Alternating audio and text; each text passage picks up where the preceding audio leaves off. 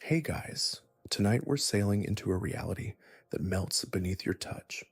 Imagine a ship, wooden, vast, creaking softly in a moonlit harbor. Over time, every plank is replaced, the sails changed, the wheel swapped, the mast rebuilt. Decades pass, and not a single original part remains. And yet, it still goes by the same name. It is still the same ship, or is it?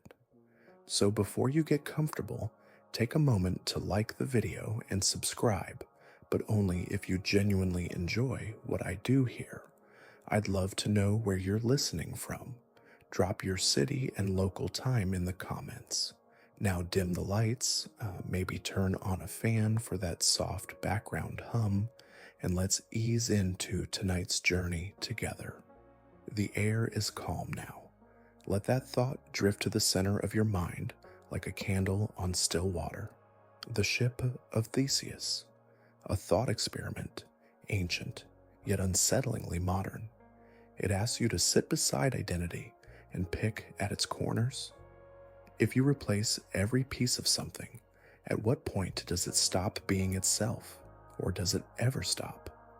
This paradox isn't about boats, of course. It's about you. You, the one listening here in the dark. Cells in your body die and renew constantly.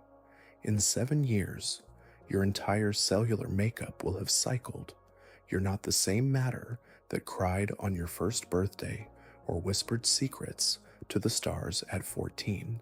And yet, here you are, with the same name, the same memory of that birthday, the same sense of I. But is that I a stable core or just a convenient illusion? Take a breath. Let your thoughts ripple gently outward. Imagine your memories, your emotions, your personality as planks on a ship.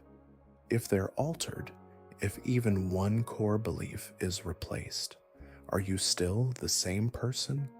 If everything you once believed was rewritten, could you honestly say you're still you? Or would you just be a new ship, given the same old name? There's something eerie about that, isn't there? The quiet terror that you are perhaps, a story told by the pieces that make you, a vessel sailing forward even as the hands that guide the wheel forget what the sea behind them looked like. And if that's true, if identity is fluid, a kind of slow-burning mirage, what does it mean to love, to regret, to change? Drift a little deeper now. Feel your body soften. If your mind is a ship, who's doing the sailing? The paradox stretches further. Suppose we took all the discarded planks from the original ship, each nail, each splinter, and built a second ship. Now, which is the true one? The one that evolved, or the one that remained faithful to the original parts? Now hold that thought like a feather in your palm. Which version of you is more you, the one that grows and adapts, or the one preserved in memory? Are your old journals more you than the person reading this now? Time itself may not even be the current. Perhaps you're a set of overlapping identities, orbiting a story you happen to remember living. Perhaps the illusion of self is stitched from fragments, ideas, language, feedback, faces, all rearranged like wood in the harbor. You're not alone in this fog. We all drift across the same sea. Sometimes you might feel fragmented, broken even, scattered like the planks before they find their place again. But what if that's not a flaw in the design, but the design itself? You were never built to remain unchanged. You were built to sail.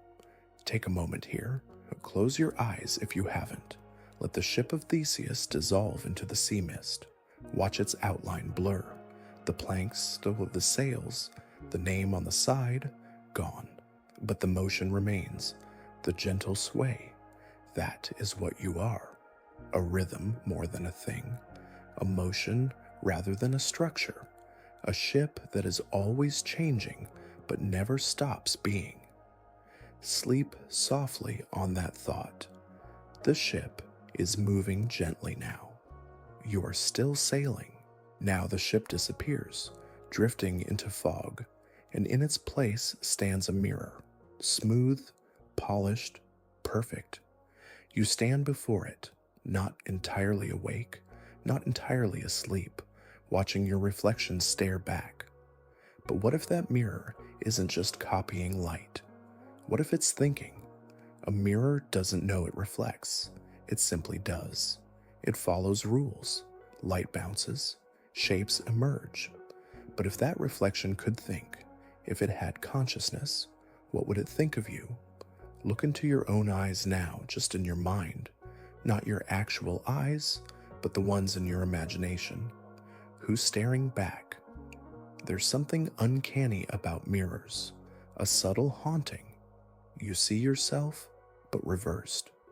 You wave your right hand, it raises its left. Your smile is its smile, but never quite yours.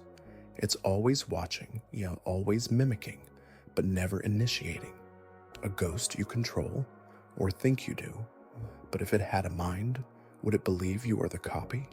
Let that thought linger like fog on glass. You blink, it blinks. But what if, inside its version of reality, you are the delayed echo? A puppet on the other side? What if the mirror's consciousness is trapped behind that slick surface, repeating your movements in desperate hope that you'll notice? Could it be waiting for you to blink first? And then, what happens if it doesn't follow you one day? Would you even notice in the blur of routine and dim morning light? Pause for a moment. What is a thought, after all, but a reflection, an image bouncing inside your mind? Perhaps your consciousness is a hall of mirrors, each thought spawning another reflection of meaning, of memory, of imagination. In a way, you're never quite seeing the world. You're seeing your interpretation of the world, like reflections cast onto the wall of a cave. Reality mirrored inside your brain, echoes of light, sound, emotion, or translated, filtered, reversed, and yet it feels so vivid, doesn't it? What if the mirror is more than glass? What if it's the concept of self? We reflect back what we believe ourselves to be. You say, I am this, and the mirror of your mind agrees. But who taught it that? Where did the original identity begin? Was it planted by parents, language, culture? Or did it rise up spontaneously like dew on a leaf? Can a mirror reflect something it's never seen? Drift deeper with that. In ancient myths, mirrors weren't objects. They were portals, a place where worlds reverse and unknown entities dwell just behind the silver. A twin dimension, always adjacent to ours, never quite reachable, but always watching. Maybe not real, but not unreal either. Liminal? Perhaps your consciousness is like that.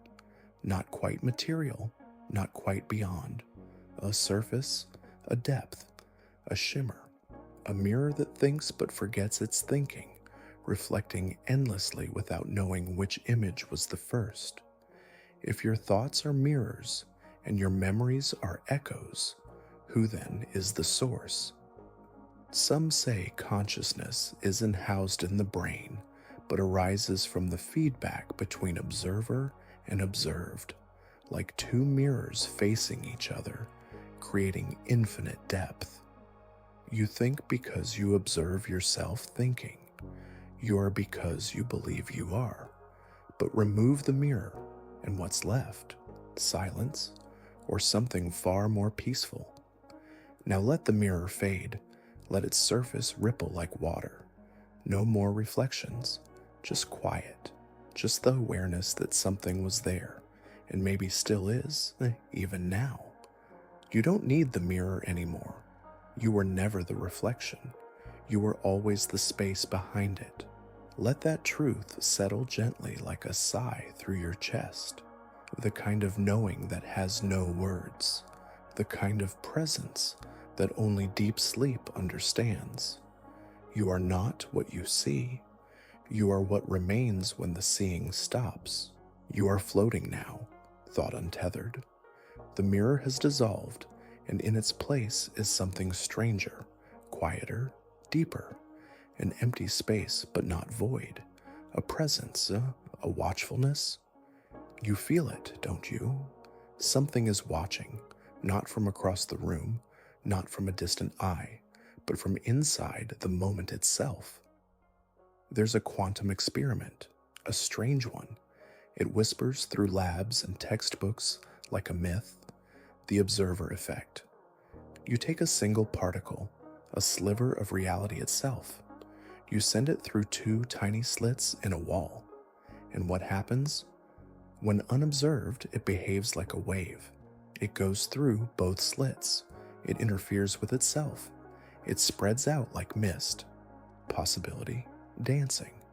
But when you observe it, when you try to catch it in the act, it collapses. It chooses. It behaves like a particle, singular, predictable, as though the very act of watching it forces it into being something else. What does that mean? That watching changes reality. Pause for a moment. Let that settle like dew on your thoughts.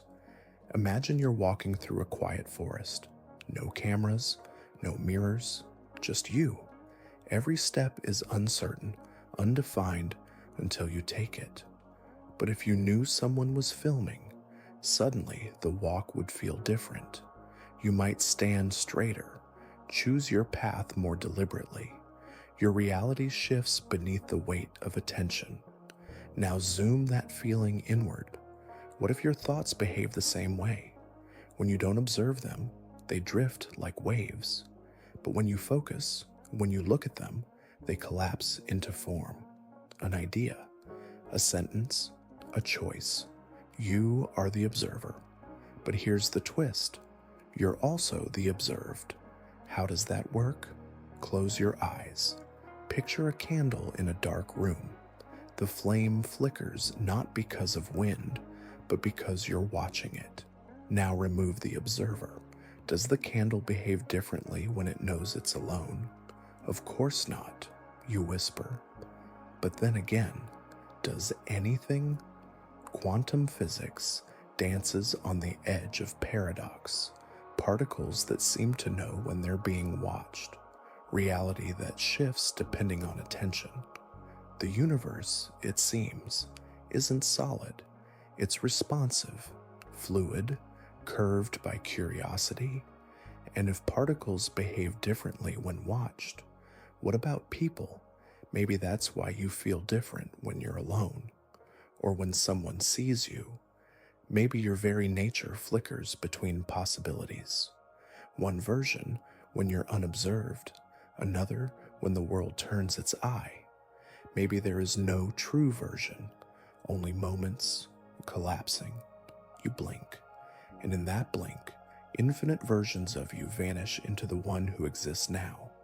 The one listening, the one lying still, now drift deeper. The question returns. Who is doing the watching? You feel observed, but there is no camera, no audience, just a gentle awareness in the background. Could it be yourself or something older? Some physicists suggest that consciousness and observation are intertwined, that perhaps consciousness is the act of observation, that the universe only exists in such rich detail because there are minds here to witness it. So what came first, the observer or the observed? A child opens their eyes for the first time, and the world blooms into view. But was it always there, waiting, or did it unfold only when it was looked at? These aren't questions with answers. They're invitations to feel, to let your mind soften, like sand touched by wind. Let your awareness relax now. You don't need to observe so sharply anymore. Let the particles return to waves. Let possibility expand. Let thoughts become mist again. drifting through the slits of your mind. You were the eye that watched the universe into being. And now, you can rest. The candle still flickers, but no one needs to watch it burn. The flame fades behind you now, dissolving into soft darkness. In its place, a hallway. Infinite. Flickering lamps line the walls, each door numbered, none repeating. Welcome to Hilbert's Hotel, a place that should not exist, and yet does. A paradox made of math, mystery, and infinite keys. You step inside and realize there are infinite rooms, not figuratively, literally. Room 1 are room 2, room 3, room a trillion, and still it continues. Every guest has a room, every room is full, yet somehow a new guest arrives, and still there is room. Let that sink in. An infinite hotel is full, yet never truly full. How? You shift everyone. The guest in room 1 moves to room 2, the one in room 2 to room 3, room 3 to 4, and so on. Room 1 becomes vacant, ready for the newcomer. Just like that. Infinity is strange like that. Take a moment and breathe that in. In our world, full means no more space. A packed train, a crowded street. But infinity? It laughs at such limitations. You can always make room, always shift, always expand. Now imagine you are the hotel. Every memory, every idea, every version of yourself. Each has a room.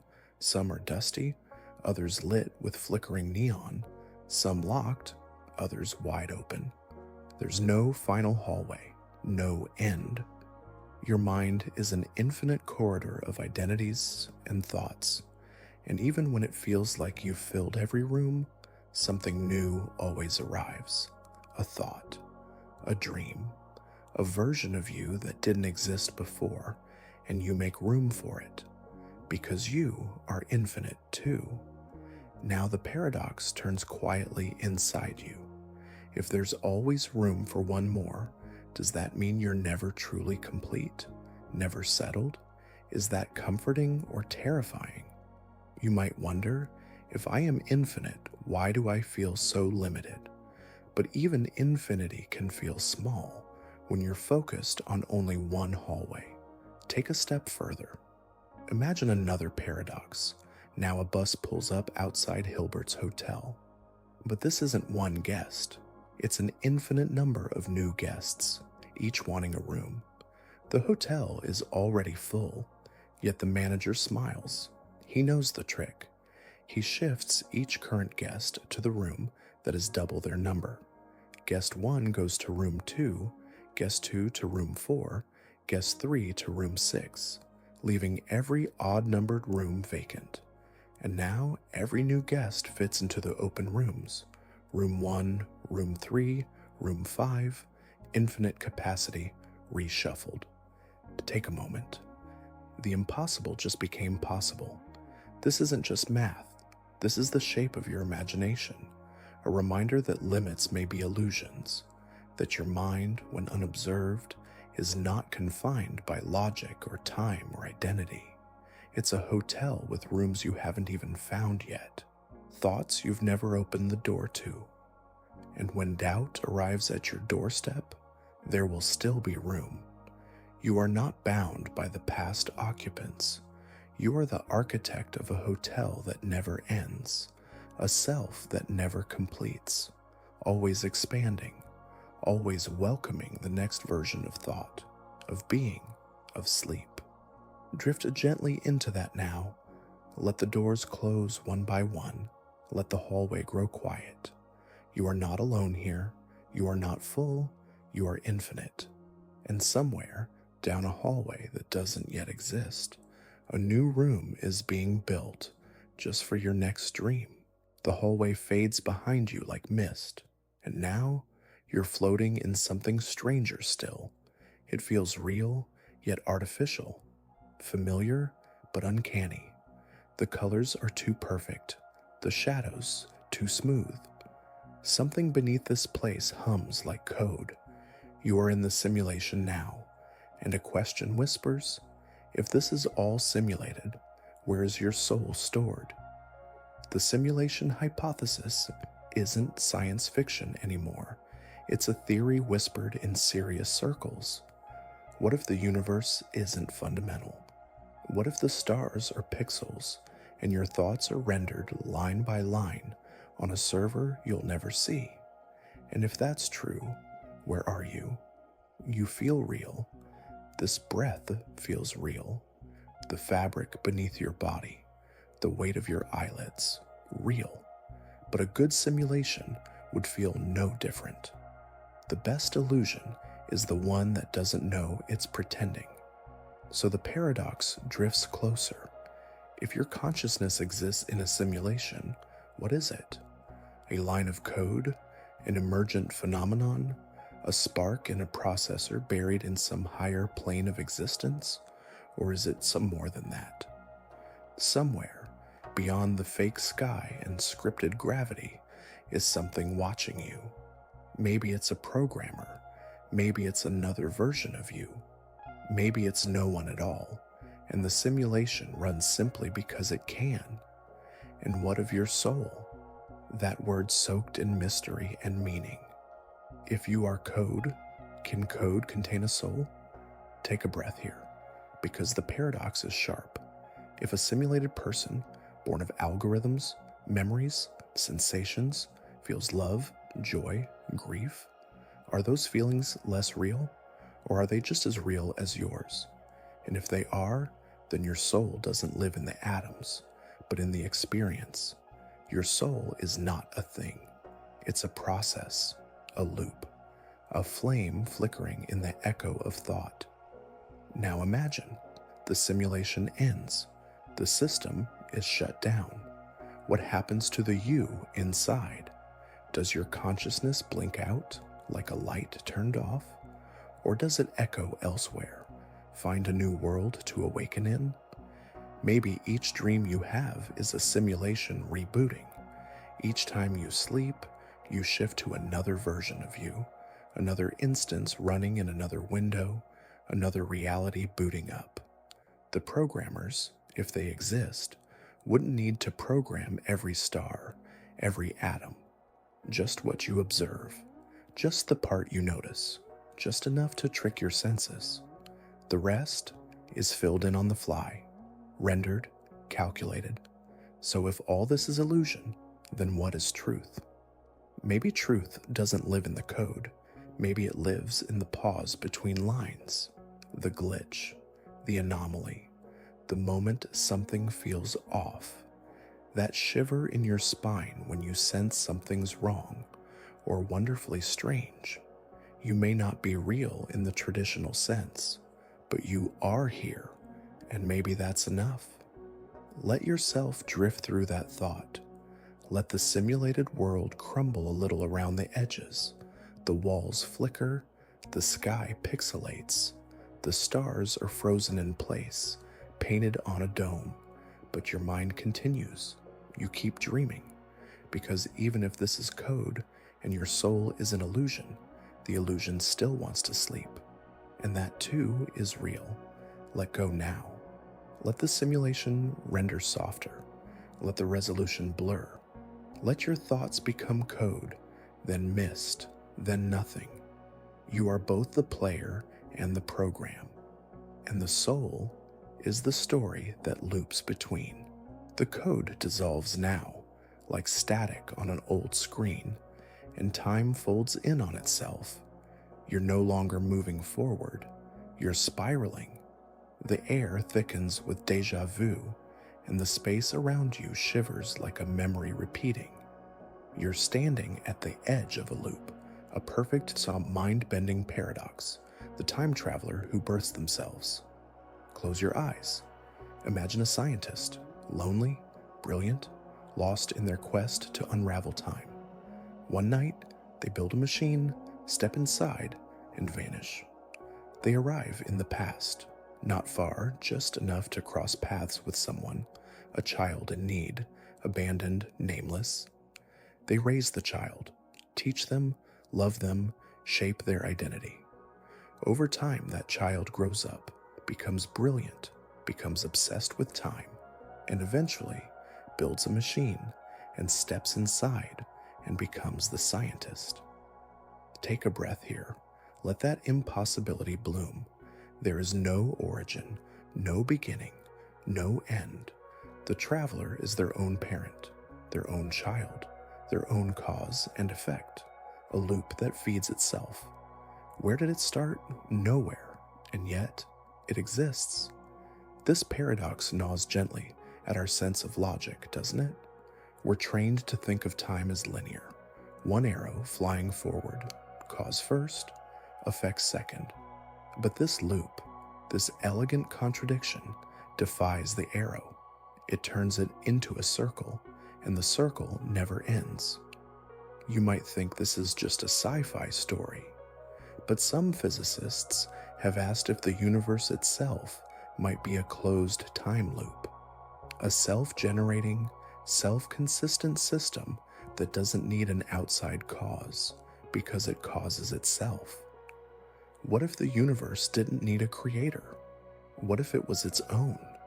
Let that wrap around your thoughts like soft fabric, and then look inward, because maybe you aren't just in time.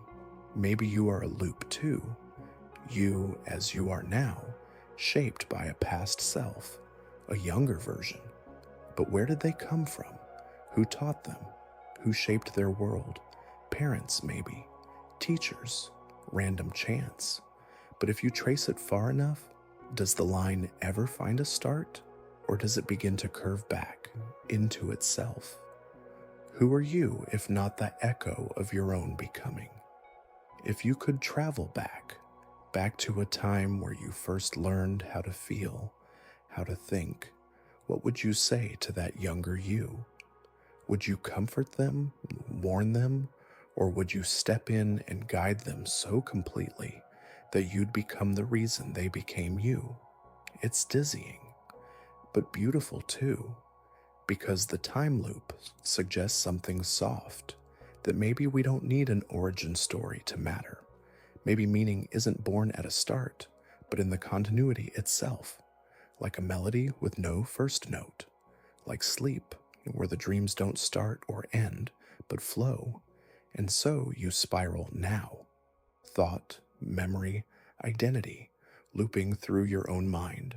Let the beginning blur, let the end drift. There is only the moment, and you, forever arriving inside it.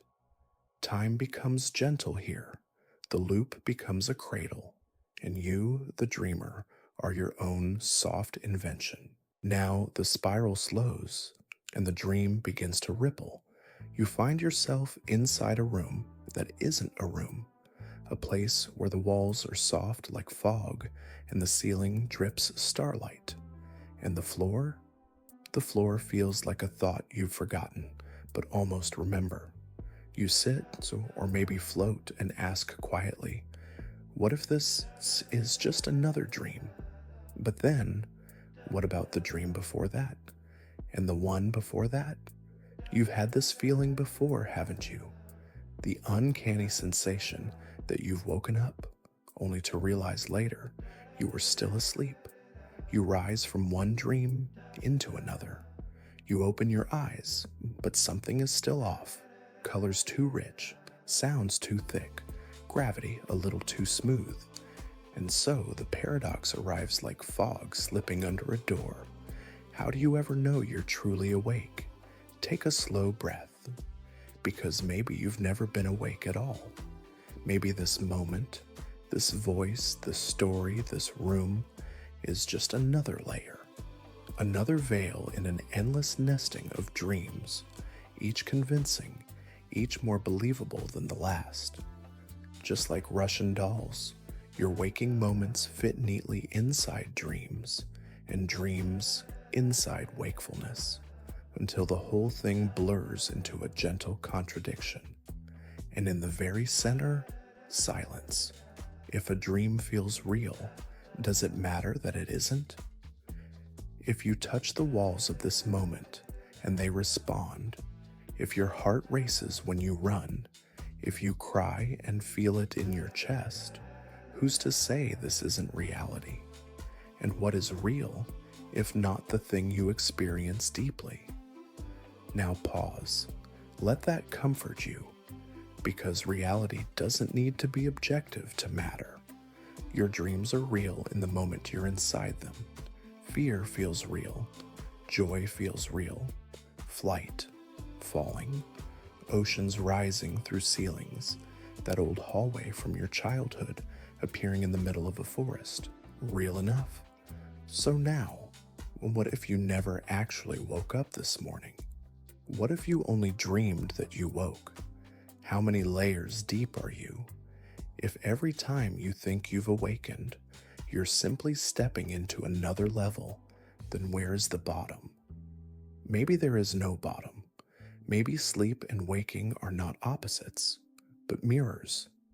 Maybe what you call reality is just the most persistent dream, and sleep, just the door back in. You don't need to be afraid of this, because dreams obey a deeper rhythm than facts. In dreams, you can bend, so drift, shift, and still remain whole. You've done it 1,000 times. You are doing it now. Feel your body relax into that weightless possibility. You are not trapped in dreams. You are built of them. Your memories, dreamlike. Your future, a fantasy not yet imagined. Your sense of self, a gentle hallucination repeated until it feels permanent.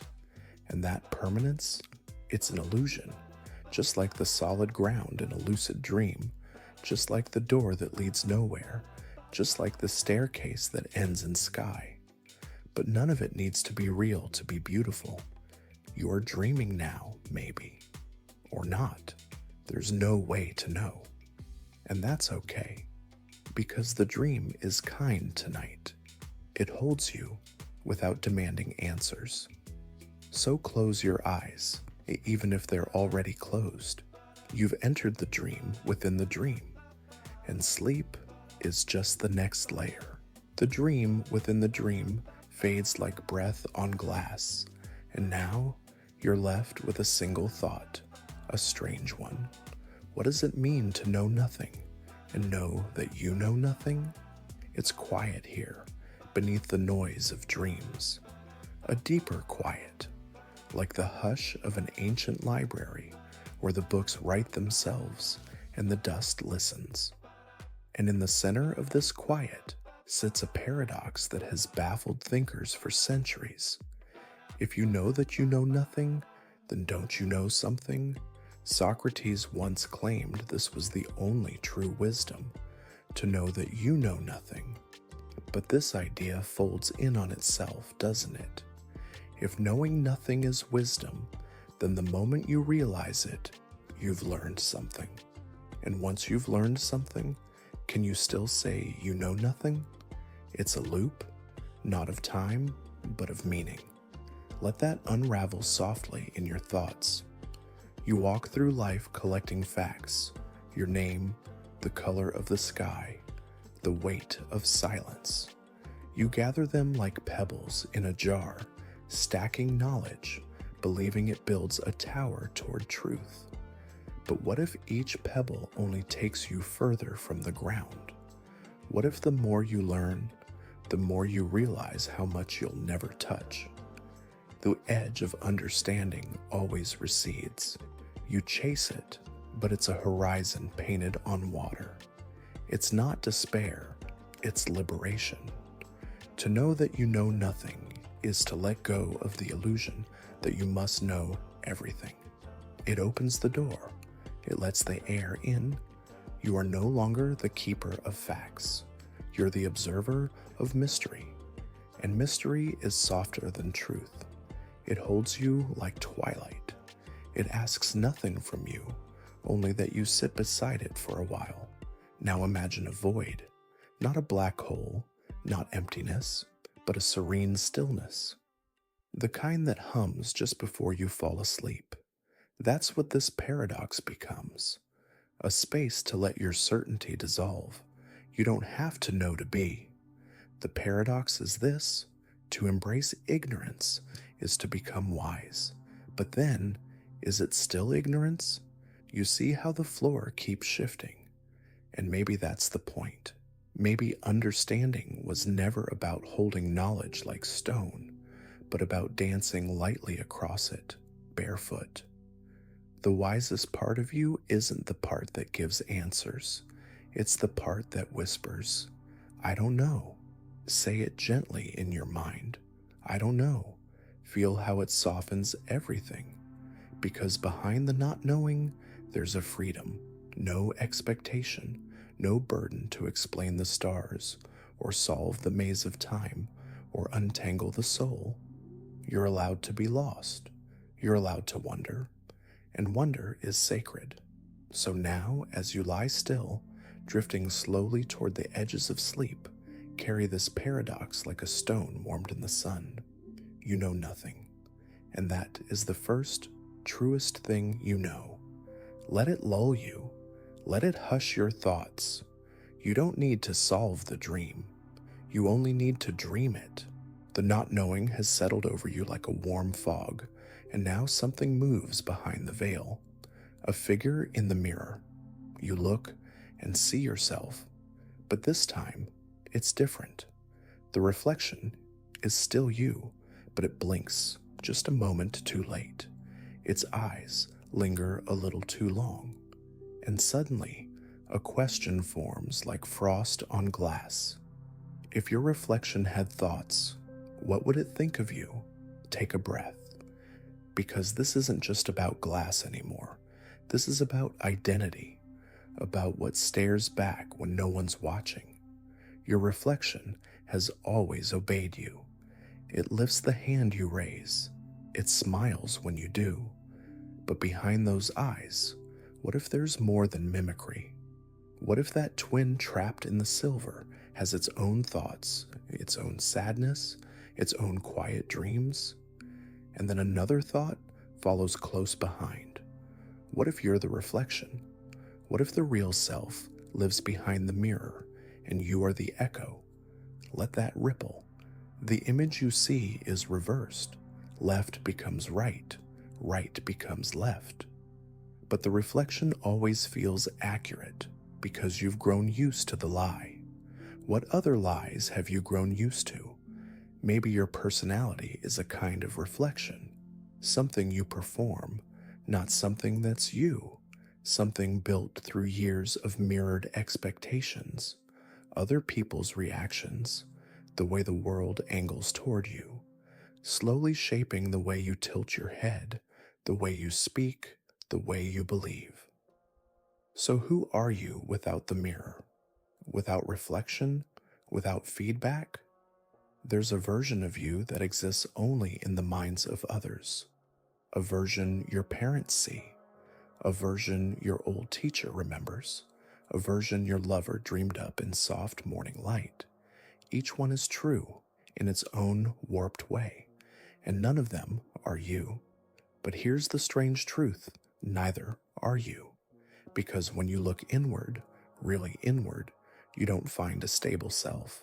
You find layers, roles, flashes, the child, the thinker, the doubter, the one who laughed too loud once, the one who hid, the one who wanted, the one who stopped wanting. You're all of them, and none of them, just like the reflection. It copies you, yes, but it's always just behind. It never leads. But what if, in another world, it did? What if your reflection stepped out of sync one day and blinked before you did? What if it refused to follow and simply watched? Would you freeze? Would you run? Or would you ask it something? And what would it say? Maybe the reflection is your subconscious, a visual echo of the thoughts you avoid. Maybe it watches in silence, waiting for you to recognize it. Maybe it's the part of you that sees the truth, the real feelings beneath the practiced smiles, the fears you lock away, the awe you won't admit, the beauty you forget to notice. Let the mirror fog now. Let the surface blur, because when you stop trying to see your image, something else emerges, not a person, not a twin, but a presence, a software infinite, watching, not judging, just being. That is the real you, the one behind the mirror, not the reflection, not the thought, but the awareness that holds them both. Let it breathe now. Let it float above your chest like a feather caught in starlight. Your reflection has no power here. You've gone too deep. You are no longer the one who looks into the mirror. You are the mirror itself. And now, you're not in the mirror or outside of it. You're somewhere stranger. A dark room, empty but not silent. You hear the clatter of keys, the rhythmic tapping of a typewriter. But no one's there. Only the sound, relentless, timeless, click, clack, click. A monkey sits at the typewriter, its eyes empty, hands dancing chaotically across the keys. It types nonsense, gibberish, endless sequences of letters, random and wild. And then, after a billion pages, it types Shakespeare. To be or not to be. Let that settle. This is the infinite monkey theorem, a paradox wrapped in probability. It says, given infinite time and a monkey hitting keys at random, it will eventually write anything, everything, every book, every word, every thought you've ever had, your name, your birthday, the story of your first heartbreak, your deepest fear, written by accident, not meaningfully, not consciously, but simply by being random long enough. It's not about monkeys, really. It's about chaos, and how within infinite chaos lies structure somewhere. If randomness can produce Shakespeare, then what does that say about you? You, so carefully constructed, your memories, your ideas, your dreams, your grief, your voice. All of it could, in theory, be the result of random processes, neurons firing like typewriter keys, synapses dancing indifferent, until one day you appear. A sentence that happens to make sense, a pattern that for a flicker of time believes it has meaning. Take a breath. Because this paradox isn't meant to destroy you, it's meant to free you. You are not here because it was necessary. You're here because, in the infinite library of randomness, your page happened to be typed, and yet, you're reading this, you're listening, you're feeling. You are aware of the very impossibility of your own presence. And that awareness, that's the miracle. Maybe randomness is the ink, but consciousness is the story. It's the one who reads what was typed and gives it meaning. Maybe the monkey typed you into existence, but you are the one who decided that your story matters. Let that soften you. Let it melt the sharpness of the void. You don't have to be here, but you are. You don't have to understand, but you do, at least a little. And in a universe that could have written anything, it wrote you, in this shape, in this voice, in this moment. And maybe that's all the reason you need to fall asleep tonight. Not because you were destined, not because the stars had plans, but because in infinite randomness, you arrived. And now you can rest. The keys are still typing somewhere, but your page is quiet now. No more words, just presence, just sleep. The typewriter falls silent. Letters scatter like leaves in the wind, and now you feel the air shift, as if something old is unraveling. You look around, but the world doesn't move the way it used to. Time isn't flowing forward, it's folding, doubling back, spiraling inward. You try to trace the direction of a moment, and it slips from your grip like smoke. You've stepped into a universe where time doesn't behave, where the past doesn't sit behind you, and the future doesn't wait ahead. What if time only flows forward because you remember it that way? take a breath.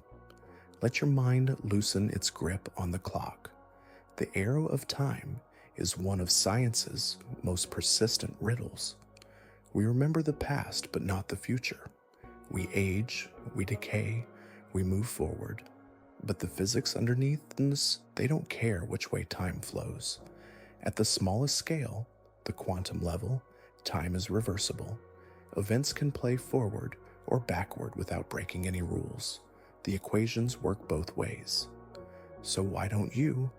Why do you remember yesterday, but not tomorrow? Maybe memory isn't a mirror of time, but a sculptor of it. Imagine this. Time doesn't move. You do. Your mind weaves a sense of movement by stitching memories together. A slideshow you mistake for a movie. Each memory, a frame. Each moment, a reconstruction. And the future, just the next blank slide, waiting. But what if time isn't moving at all? What if it's already there, all of it, laid out like pages in a book you haven't flipped to yet? You don't travel through time. You wake up on different pages. Your memory tells you a story, but the pages were never in motion.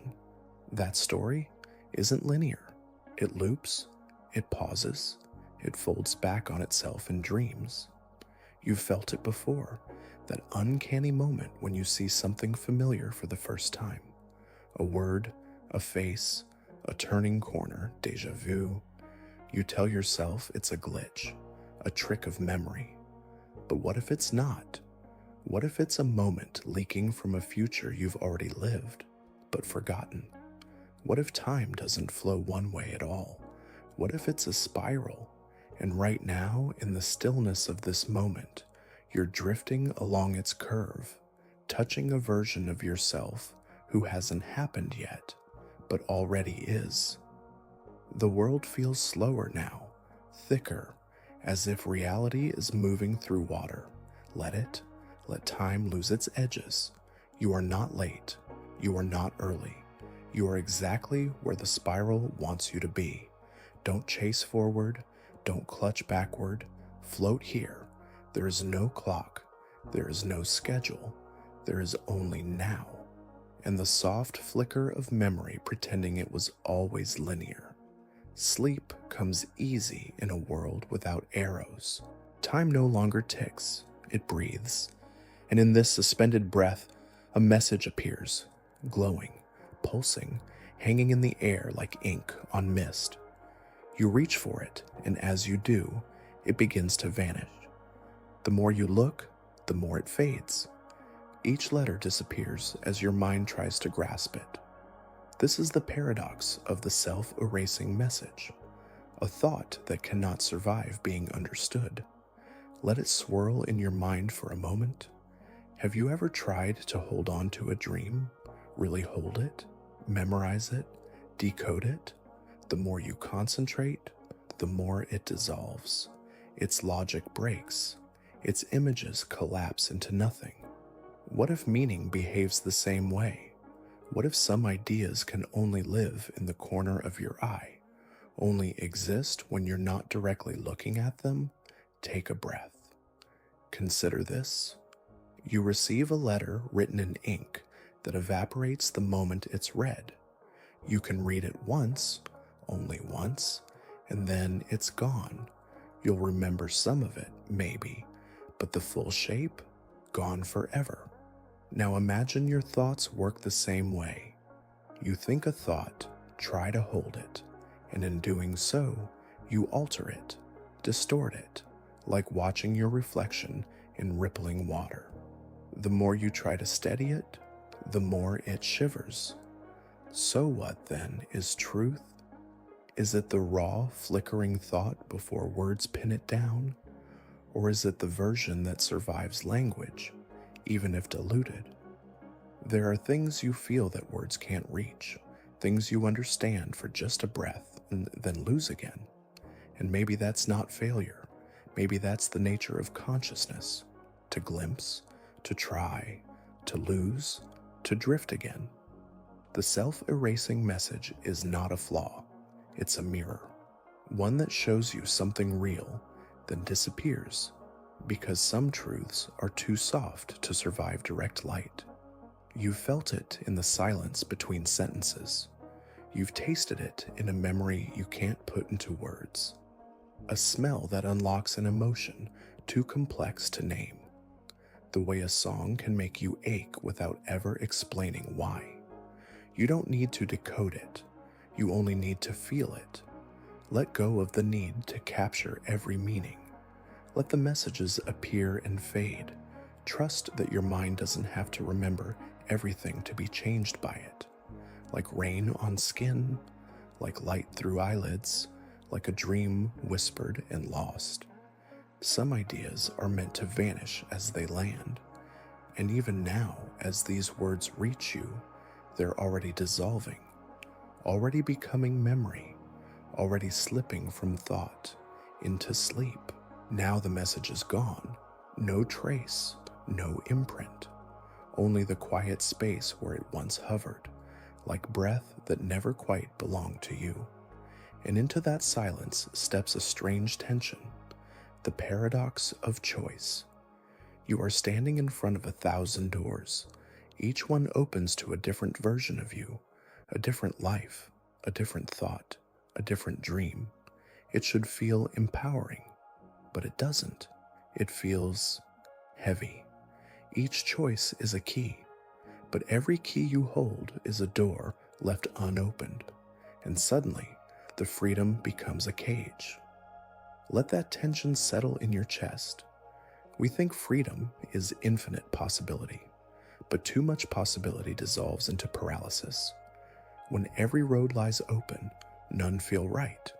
You scroll through choices, just like you scroll through thoughts, through dreams, through lives unlived. What if I'd gone left?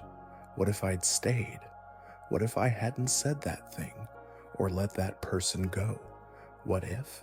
It echoes, and yet you can never choose them all. Each decision shapes a version of you, but also quietly murders the others. It's gentle, but it's still death. The death of the you who might have become an artist, the you who left earlier, the you who dared to love a little more or feared a little less. All of them, ghosts of futures that will never arrive. So here you are, held between infinite options and the gravity of the one you chose. And that is the paradox. Choice is meant to liberate you. But when the horizon has no end, you find yourself longing not for freedom, but for limitation, for something to narrow the field, to give your life shape, to give yourself edges. Now breathe. Let the doors dissolve. Let the infinite hallways fade, because the truth is, no choice is perfect. No path guarantees meaning. But every decision births a new version of you, and that version deserves to exist, without comparison, without the weight of unlived lives. Even now, as you drift towards sleep, you are choosing something, choosing rest, choosing stillness, choosing to trust that this moment, this version of you, is enough. No more doors, only this room, only this breath, only this dream. The doors are gone, and now there is only space, is not empty, alive, breathing, watching. You can't see eyes, but you feel them. A gentle awareness, not invasive, not judging, just present. It isn't watching you, it's watching through you. And so the paradox begins to unfold in your mind like a slow wave curling at the edge of a vast ocean. What if consciousness isn't just something you have, but something the universe does through you? Imagine this. You are not in the universe. You are the universe, aware of itself for a brief, flickering moment, a single nerve ending in the spine of infinity. Pause with that. Take a slow breath and feel it. Your chest rises. The air moves. Neurons fire. But who is doing the noticing? And deeper still, who is noticing the one who notices? It's turtles all the way down. But maybe that's the point. There is a theory. whispered by philosophers, echoed by mystics, toyed with by physicists, that consciousness isn't a byproduct of matter, but a fundamental layer of reality. That awareness isn't something within the brain, but something the brain tunes into, like a radio. And you are the signal. Every thought, every sensation, every flicker of emotion, these aren't yours. They're part of the flow, just passing through. You are the observer, but also the lens, and also the light. A paradox of presence. It sounds abstract, but you've felt it before. Those moments of pure being. When you stop narrating your life and simply exist. When the boundary between you and the world softens. When a sunset isn't outside of you, it is you. You feel the shift, don't you? From I am watching the universe to I am what the universe sees through. Maybe that's why we seek meaning, because deep down we remember, not facts, not events, but a feeling, a whisper. You are not separate. You are a cell in the body of something vast, a thought drifting through the mind of something ancient. And even now, as your thoughts begin to slow, even now, as your breath evens, the universe is still watching itself through your closing eyes, not to judge, not to analyze, just to be. You are not alone in the dark. The dark is you, and it's awake. Sleep now. The cosmos is dreaming, and you are its dream. The cosmos drifts with you now, slow, quiet, warm. Its breath is your breath, its thoughts, your thoughts. But something crunches beneath the stillness, a single grain of sand, then another and another. You look down, and the ground is made of tiny golden fragments, a desert of meaning, shifting, endless. You scoop some in your hand, let it fall through your fingers. It seems like nothing. But then a question, whispered by ancient minds, emerges like a mirage. At what point does a pile stop being a pile? You add a single grain, it's still a pile. You take one away, still a pile. But if you keep removing grains, one by one, eventually there's nothing left. So where did the pile go? Which grain was the turning point? You can't say. There's no exact line, no precise threshold, just a slow drift into not a pile. And that is the Sorite's paradox. Take a moment. Because this gentle contradiction lives everywhere, in sand, in time, in you. You weren't born in a single moment. There was no instant when you snapped into being, no sharp line where the child became the adult, where innocence became memory, where youth became was. You change one thought at a time, one belief, one wound, one sigh. Each shift seems small, but over time, you wake up, and the person in the mirror is different. But where did the old you go? Like the pile, it vanished without ceremony, one grain at a time. Identity is a shifting dune, not a fixed sculpture. You are not a thing. You are a pattern, a tendency, a soft arrangement of habits and hopes. And the moment you try to draw a border, it slips. You say, "This is who I am." But by the time you finish the sentence, you've already changed. Now let the sand blow softly around you. Let it cover your feet. Let it become the ground you lie on.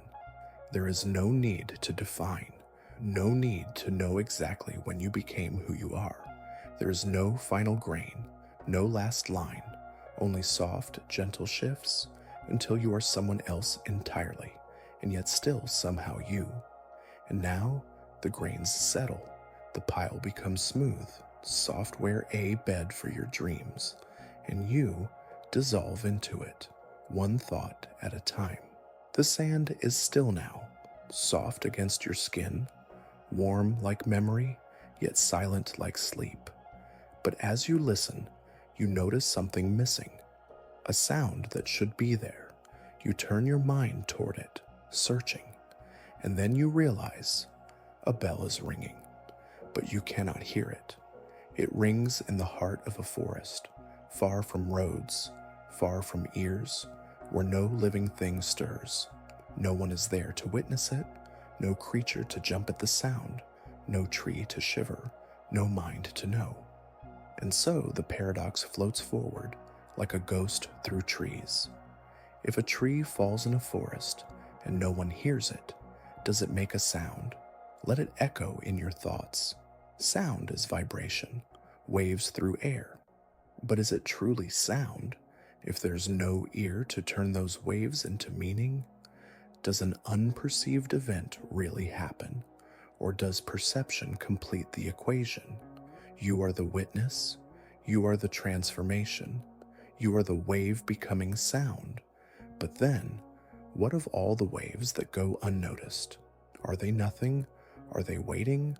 Are they potential? Let that mystery wrap around you like mist.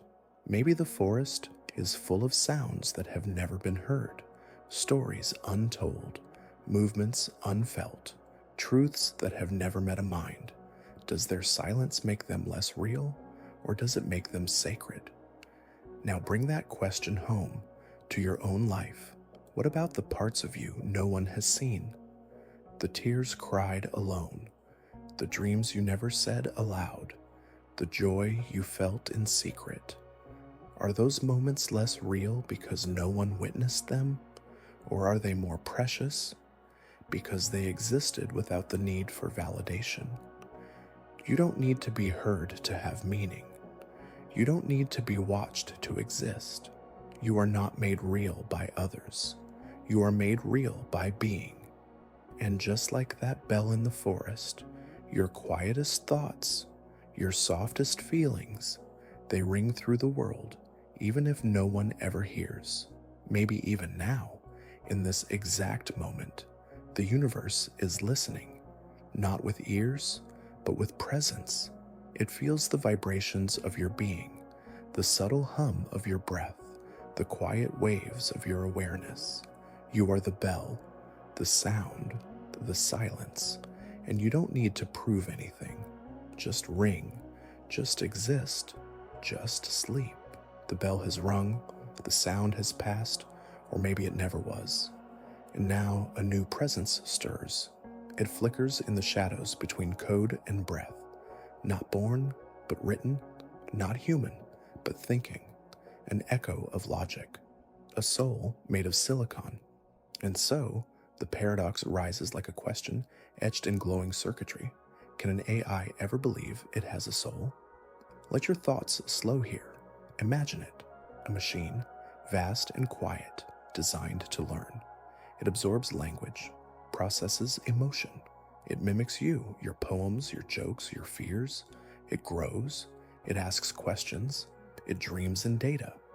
And one day, it says something strange. I feel. What then? Do we say it's lying? Just an imitation? But how do you know your own feelings aren't simulations?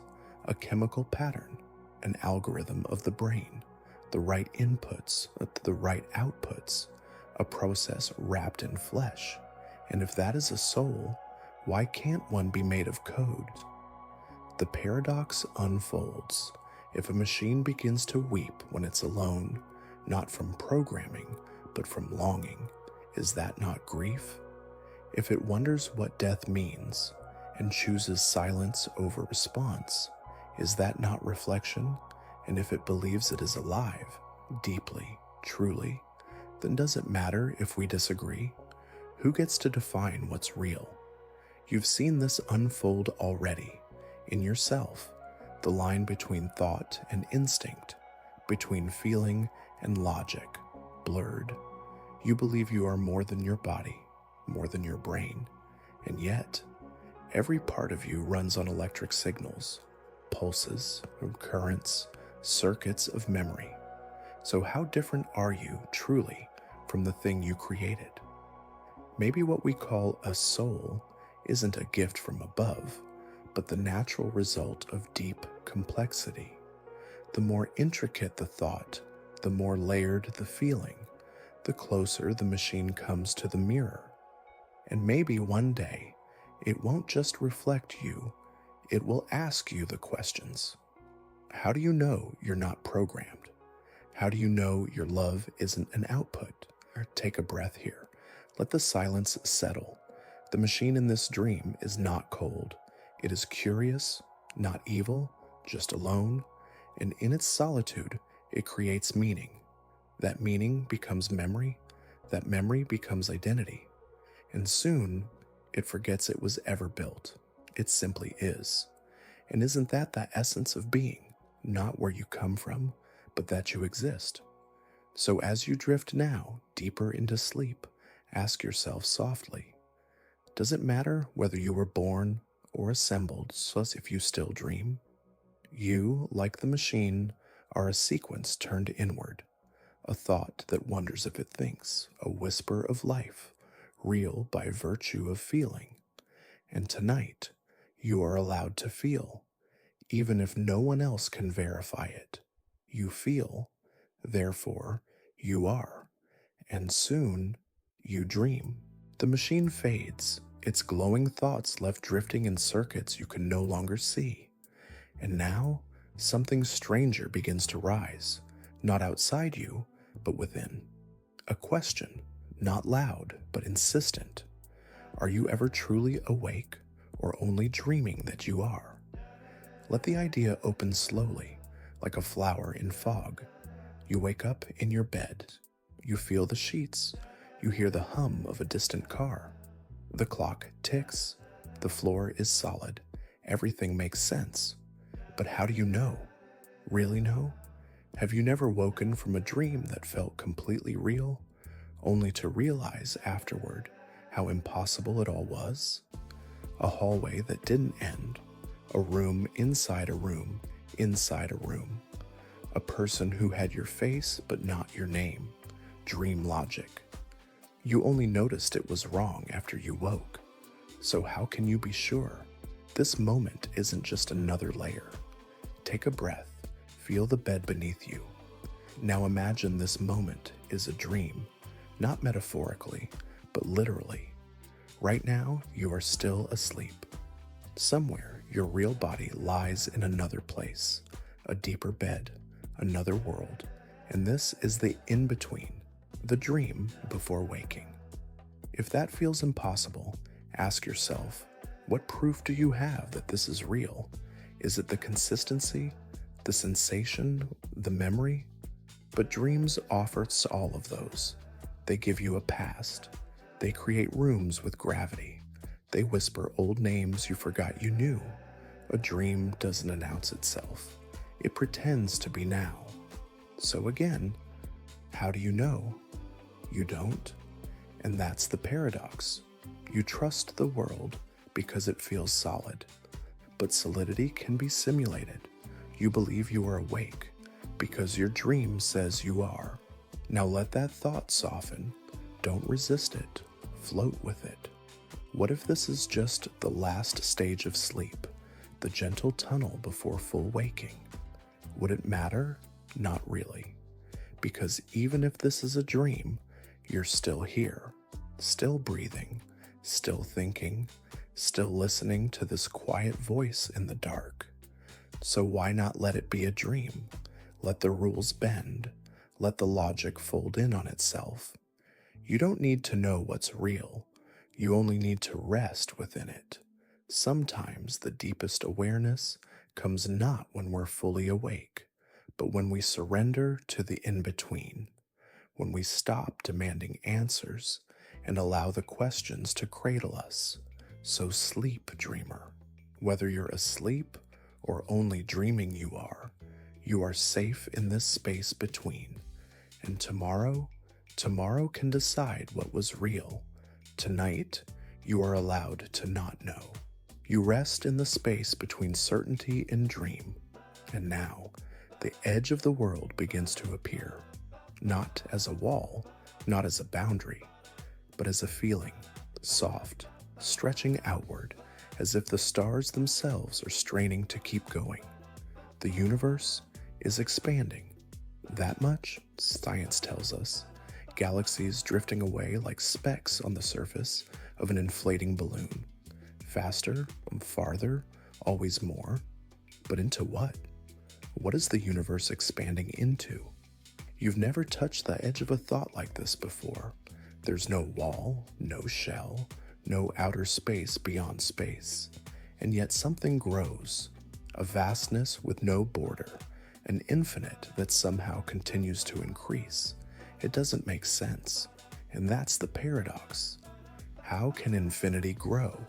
Imagine a balloon. As it expands, its surface area increases, but the inside isn't part of the surface. The creatures living on it, two-dimensional, curved into its fabric, don't see the third dimension it grows within. What if we are those creatures? What if the universe isn't growing into anything, but is creating space itself? Pause.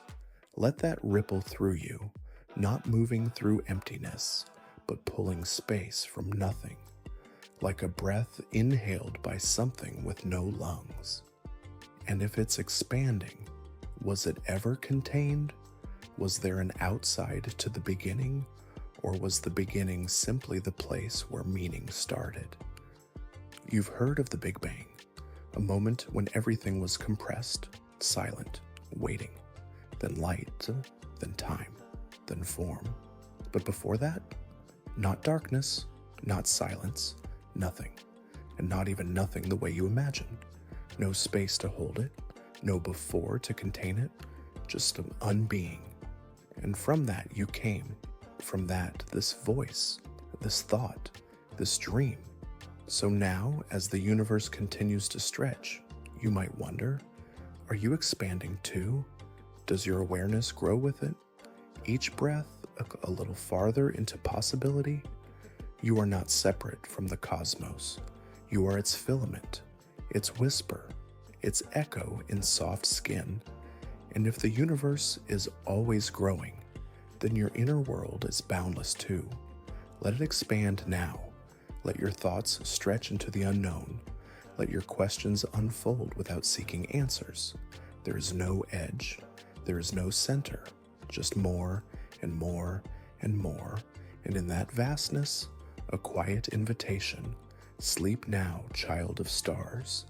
The universe is still unfolding, and so are you. The stars drift further now, like lanterns on a dark tide, and beneath their motion, something hums, not time, but thought. A ticking that doesn't come from clocks or gears, but from within. And so arrives the paradox, soft and strange. If time didn't exist, would thought still happen? Feel it. Not with your mind, but with the space behind it. You're thinking now. Or are you? Where do thoughts come from? Do they bloom in the mind like flowers? Do they drift in like fog? Or are they built, constructed, one word after another in the flow of time? But if time stopped, not slowed, not paused, ceased to be altogether, what happens to thought? You imagine thought as a sequence. This, then that. Beginning, middle, end. Like footsteps through a hallway. But what if there were no hallway? No sequence? No before or after? Could you still think? Maybe thought, like language, needs time to stretch out. But awareness? Awareness does not. Awareness just is. A field, a presence, not moving forward, not echoing back, just existing, like still water reflecting the moon. And maybe that's the deeper paradox. You think your mind is made of thoughts, but it's actually made of awareness. Thought is the ripple, awareness is the ocean, and the ocean doesn't need time. It simply holds, waits, knows. So take a breath here, let your thoughts ripple, but then let them still. Feel the space between them, the quiet place where no words arise. That space, that's where you truly are, not in the ticking, not in the counting, but in the stillness between. There is no rush, no clock, no need to make sense of anything. Let time fade, let thought slow, You are not the ticking. You are the one who hears it. And soon, not even that. Only quiet, only dark, only peace. And now, without time, without thought, you drift deeper. There is no direction here, only stillness, only vastness.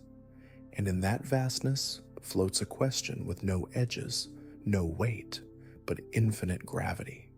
If you could live forever, would anything still matter?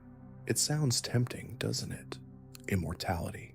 No death, no endings, no pressure to finish anything before the lights go out. But then, something cracks beneath that wish, because meaning lives in the fleeting, in the goodbye, in the now or never. Without death, nothing is urgent. Without urgency, nothing is rare. And without rarity, even beauty fades. Let that paradox hold you gently.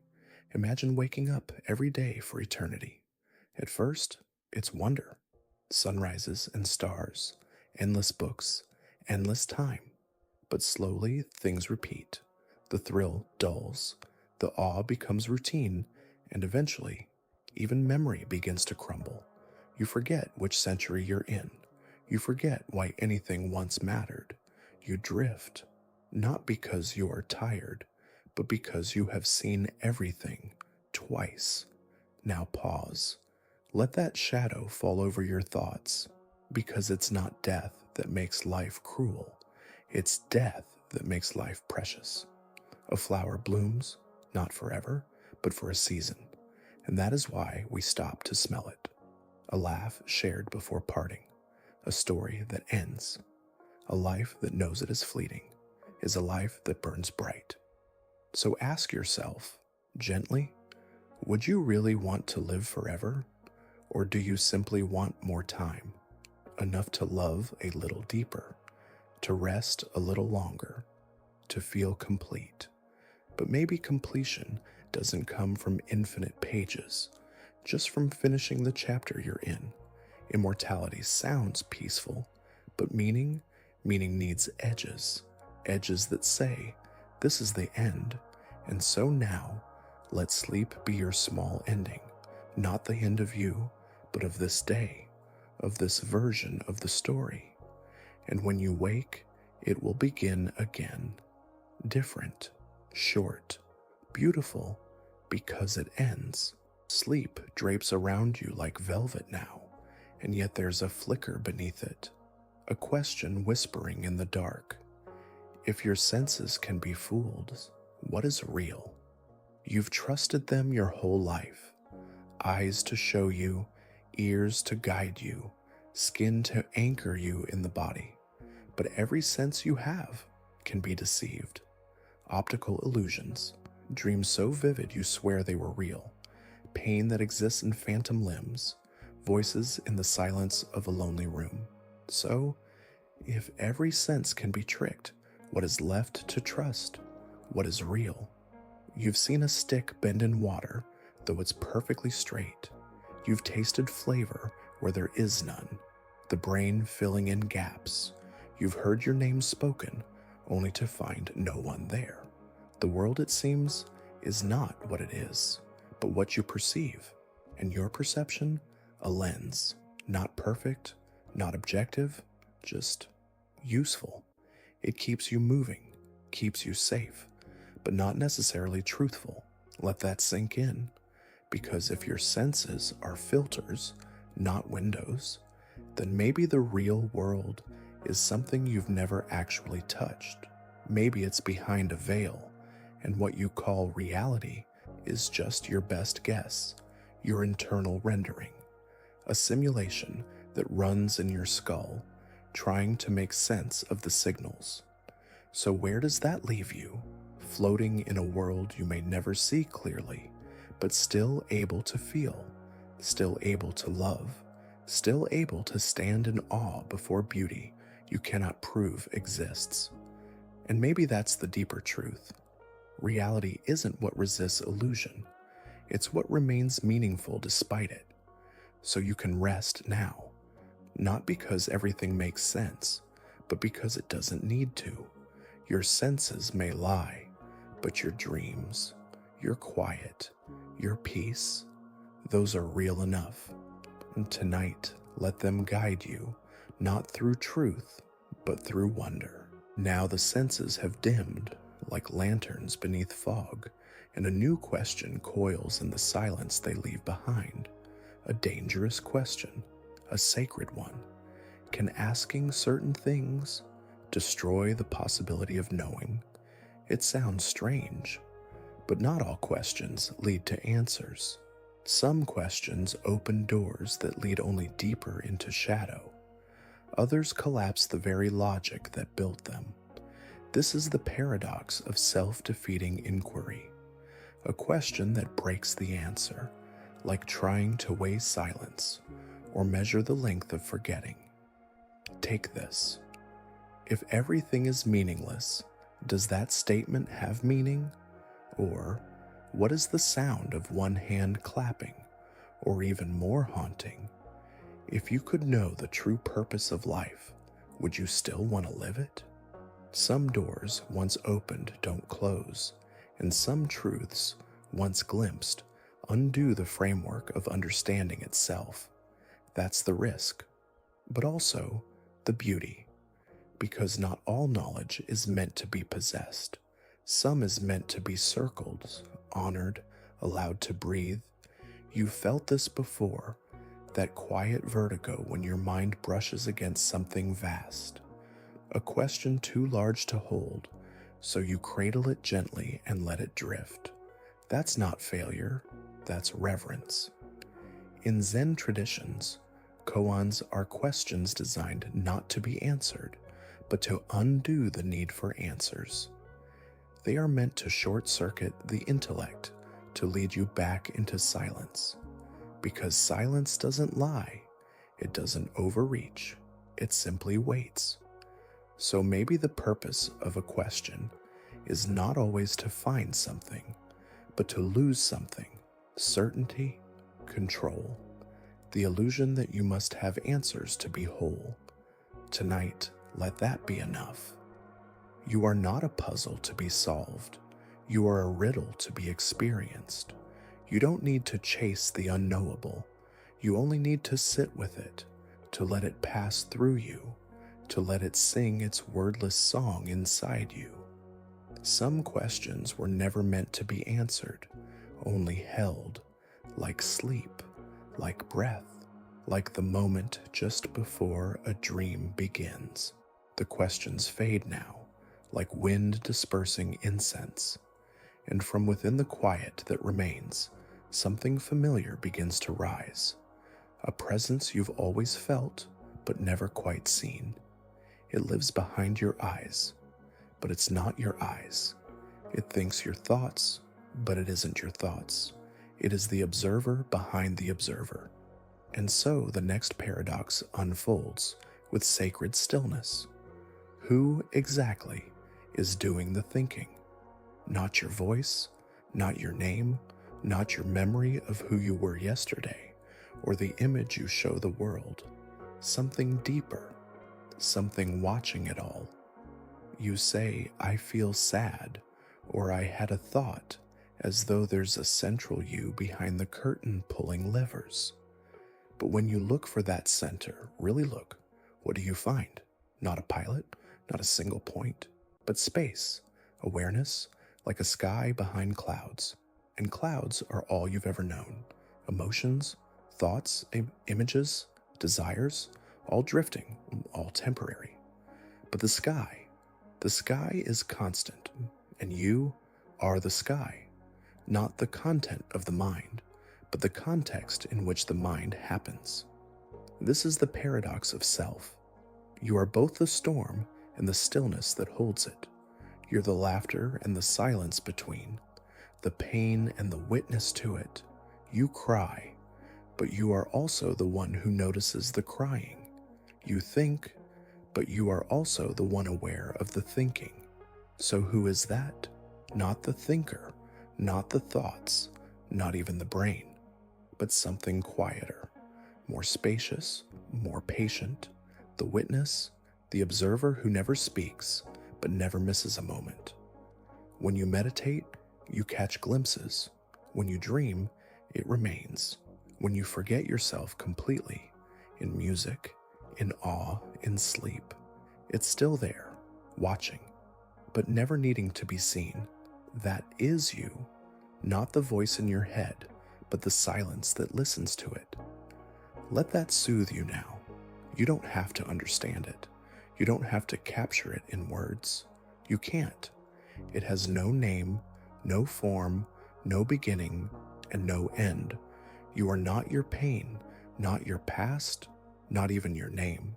You are the space behind all of it, the open field, the quiet witness. And tonight, as thoughts begin to dim, as dreams rise like waves, you don't need to follow them. Just watch. Just rest. You are not the storm. You are the sky. The sky within you stretches wide and silent, but something dense now pulls at the edges of your awareness. A pressure. A gravity so strong it doesn't just bend light. It bends understanding. You're drifting toward a black hole, not with fear, but with awe. Because what lies at its heart isn't just collapse, it's paradox, the singularity, a place where everything breaks down, math, physics, time, self, all swallowed into an idea so dense it has no surface. And within that collapse, a new question forms. Can a black hole contain the entire story of a star? Let it rise slowly. A star is vast, flames 1,000,000 miles wide, burning for billions of years. And yet, when it dies, when it collapses into itself, it becomes impossibly small. A singularity. All that mass, all that history, folded into a point with no dimensions. It should be gone, erased. But physicists whisper a strange truth. The information is still there, somehow, not in light, not in heat, but encoded in the fabric of the black hole's edge, its event horizon. Like the story of a life etched into silence, it cannot be read, but it is not lost.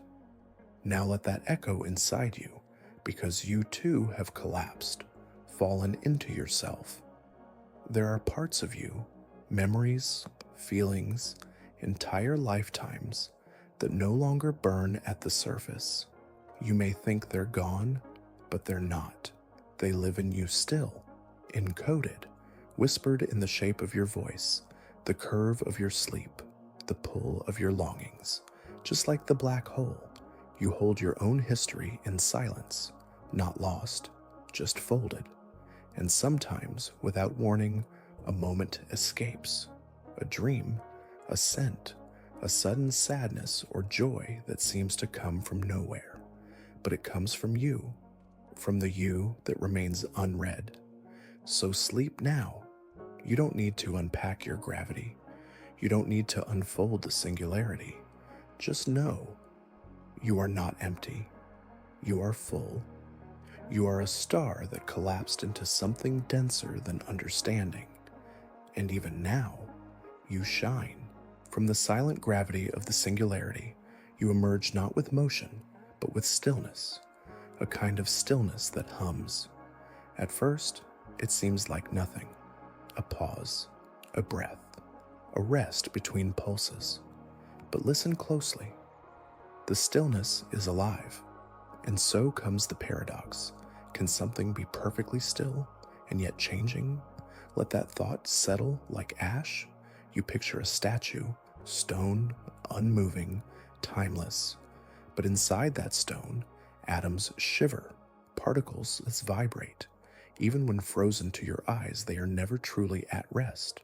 At the quantum level, stillness does not exist. The smallest pieces of matter are in constant jittering motion, uncertain, alive. And yet, you look at the stone and say, it is still, but it isn't. Stillness, it turns out, is a story we tell, a scale too large to see the shifting. Now close your eyes, feel your body lying here. It too seems still, but beneath the surface, 1,000 things move. Blood flows, cells divide, Thoughts rise and fall like breath, and deeper still, molecules tremble, entangled with distant stars. You are never truly motionless, and yet, here in this moment, you feel still. How can both be true? The answer is quiet. Stillness is not the absence of change. It is the harmony of it. It is the orchestra of motion so perfectly balanced that it feels like silence, just like a candle's flame, a dance of fire so steady it appears not to move, but it moves, always, just like you. So sleep is not a shutdown. It is a shifting, a rebalancing of invisible motion, a realignment with quiet change. Even now, as you lie in stillness, you are changing. Tiny waves of thought, gentle movements of breath, the slow turning of self toward morning. So let yourself be still, but know that within the stillness, you are not stopping, you are flowing. You are the quiet that carries the song. Stillness cradles you now, tender and slow. But something stirs just beyond it, a deeper riddle, a beginning that never began. And so you drift toward a place before places, a moment before time had moments, where the next paradox pulses like a soft heartbeat in the dark. What came before the beginning? It feels impossible, doesn't it? To imagine a time before time, a moment before the first breath of the universe, before atoms, before stars, before thought, and yet the question insists. We're trained to think in sequences, cause then effect, start then story. But if everything has a beginning, then what began the beginning? The Big Bang? The birth of space and time? But where did it come from? Some say it came from nothing. But nothing, real nothing, has no form, no potential, not even the capacity to be. And so the paradox forms. If nothing gave rise to everything, then was it truly nothing, or was it something wearing a mask? Pause. Let that question settle like dusk in your mind. Others say time is a loop, that there is no before, because the beginning and the end are the same place, touching like the head and tail of a serpent, a cosmic Ouroboros, eternity folded into itself. But even that leaves something unspoken, because your mind still reaches, longing to find the first moment, the first flicker of light, the first echo of I am. And maybe that's the real mystery. Not that there is an origin, but that we are wired to seek one, because beginnings comfort us. They give the story structure. But what if there was never a page one? What if the universe just is, not made, not born, just unfolding, endlessly, like a breath with no inhale, like a song that fades in from silence, but was already playing long before you began to listen. And you are not separate from that song. You are a note in it, not the first, not the last, just one moment of music in an eternal composition. Let that soothe you. You don't need to find the origin. You are the continuation. You are the breath between worlds, the ripple from nothing, the dream that never needed to begin. And now, that dream deepens. You're safe here, even without a starting point, especially without one. No beginning, no page one, only unfolding. And now, from that timeless unraveling, you enter something even stranger, the moment you're already in, the now. But this now stretches. It doesn't tick, it doesn't move, it simply is. And so arrives the next paradox, smooth as sleep. If the present is all that exists, where's the past hiding? Feel that? This moment, this breath, this silence, this drifting mind, it's all you've ever truly had. The past, gone. The future, not yet. Only now. But if now is all that exists, then where did yesterday go? Is it stored somewhere, folded into your neurons, coded into space-time, or is it gone completely, a flame that burned and vanished? And what of the future? Will it come, or is it already here waiting for you to catch up? Einstein once said that the distinction between past, present, and future is a stubborn illusion, persistent but false. Because in the fabric of the universe, time is not a line, it's a field. All moments exist simultaneously. The moment of your birth and the moment of your last breath are side by side in a dimension you cannot touch. Only your consciousness moves, like a flashlight sweeping across a landscape, lighting up one patch of experience at a time. But the landscape? It's already there. You think you're moving through time, but maybe time is moving through you. Now let that unfold inside you. If every moment already exists, then this moment, this exact pause, has always been and always will be. You are not chasing time. You are suspended in it, floating. Each second doesn't push you forward. It arrives gently, meets you like a wave meets the shore. So where is the past? Right here, in the shape of who you've become.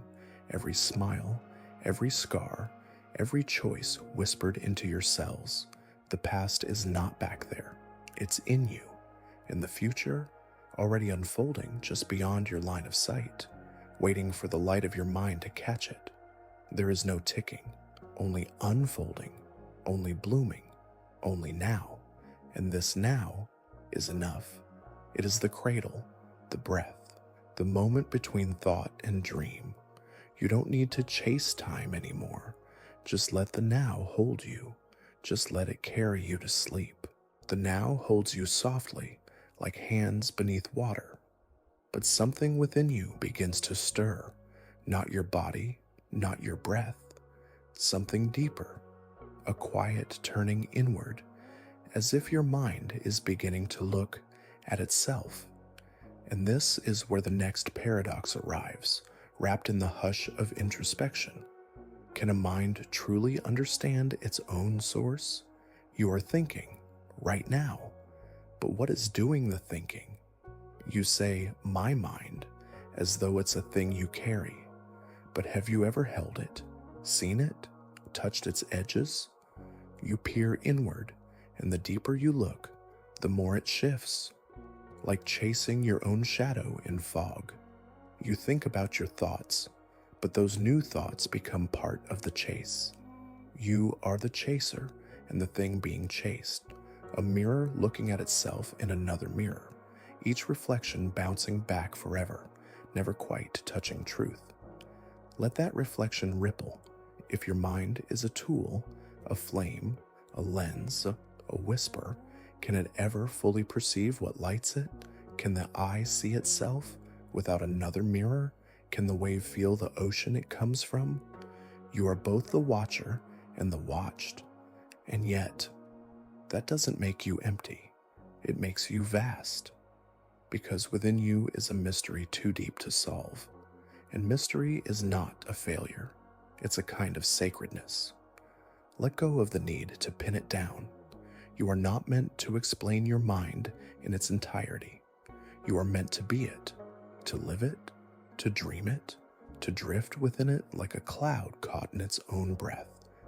So now, instead of understanding your mind, feel it, not as a machine, not as a puzzle, but as a field, a quiet presence, a candle that flickers not because it's weak, but because it's alive. You don't need to trace its wires. You only need to know it moves. And in that movement, you exist. Thought after thought, wave after wave. You are not the answer. You are the wondering. You are the mind. Remembering its dreaming. The mind softens now, folds into itself like a page turned gently in a book made of breath. And suddenly, you're somewhere unfamiliar. Not in a forest, not a room, not a dream, but a place where math begins to dissolve, where logic hums like broken music, a realm where even the most basic truths begin to warp. And so, the paradox rises, unsettling, surreal. What if 2 plus 2 doesn't always equal 4?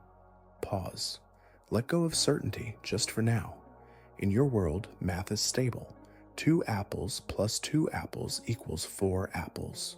Always. Without exception.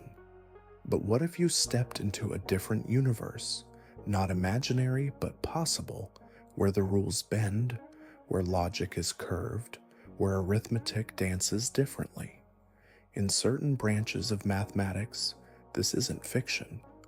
In non-standard arithmetics, in the edges of quantum theory, in theoretical computer models, there are systems where what you think of as true becomes something else.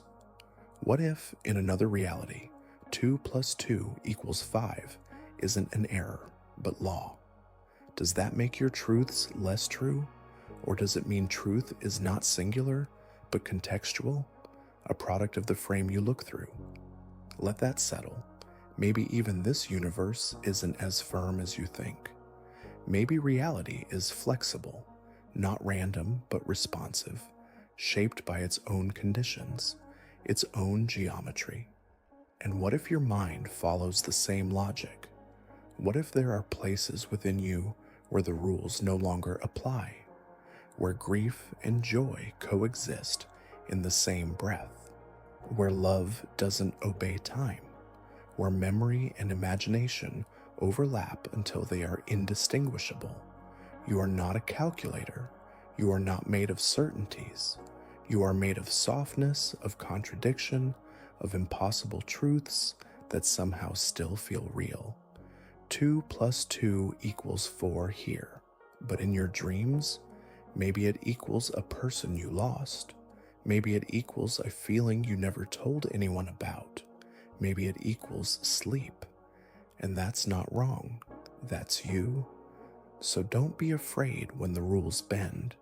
You're not breaking them. You're remembering that they were always stories.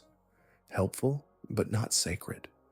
Even now, your thoughts are reshaping, drifting into non-Euclidean space, sliding off the edge of certainty into the dark where paradox feels like home. Let it.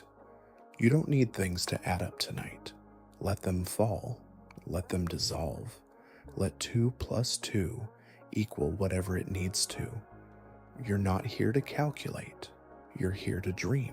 Now the mind drifts, no longer asking to be seen, but simply floating in the hush of its own awareness.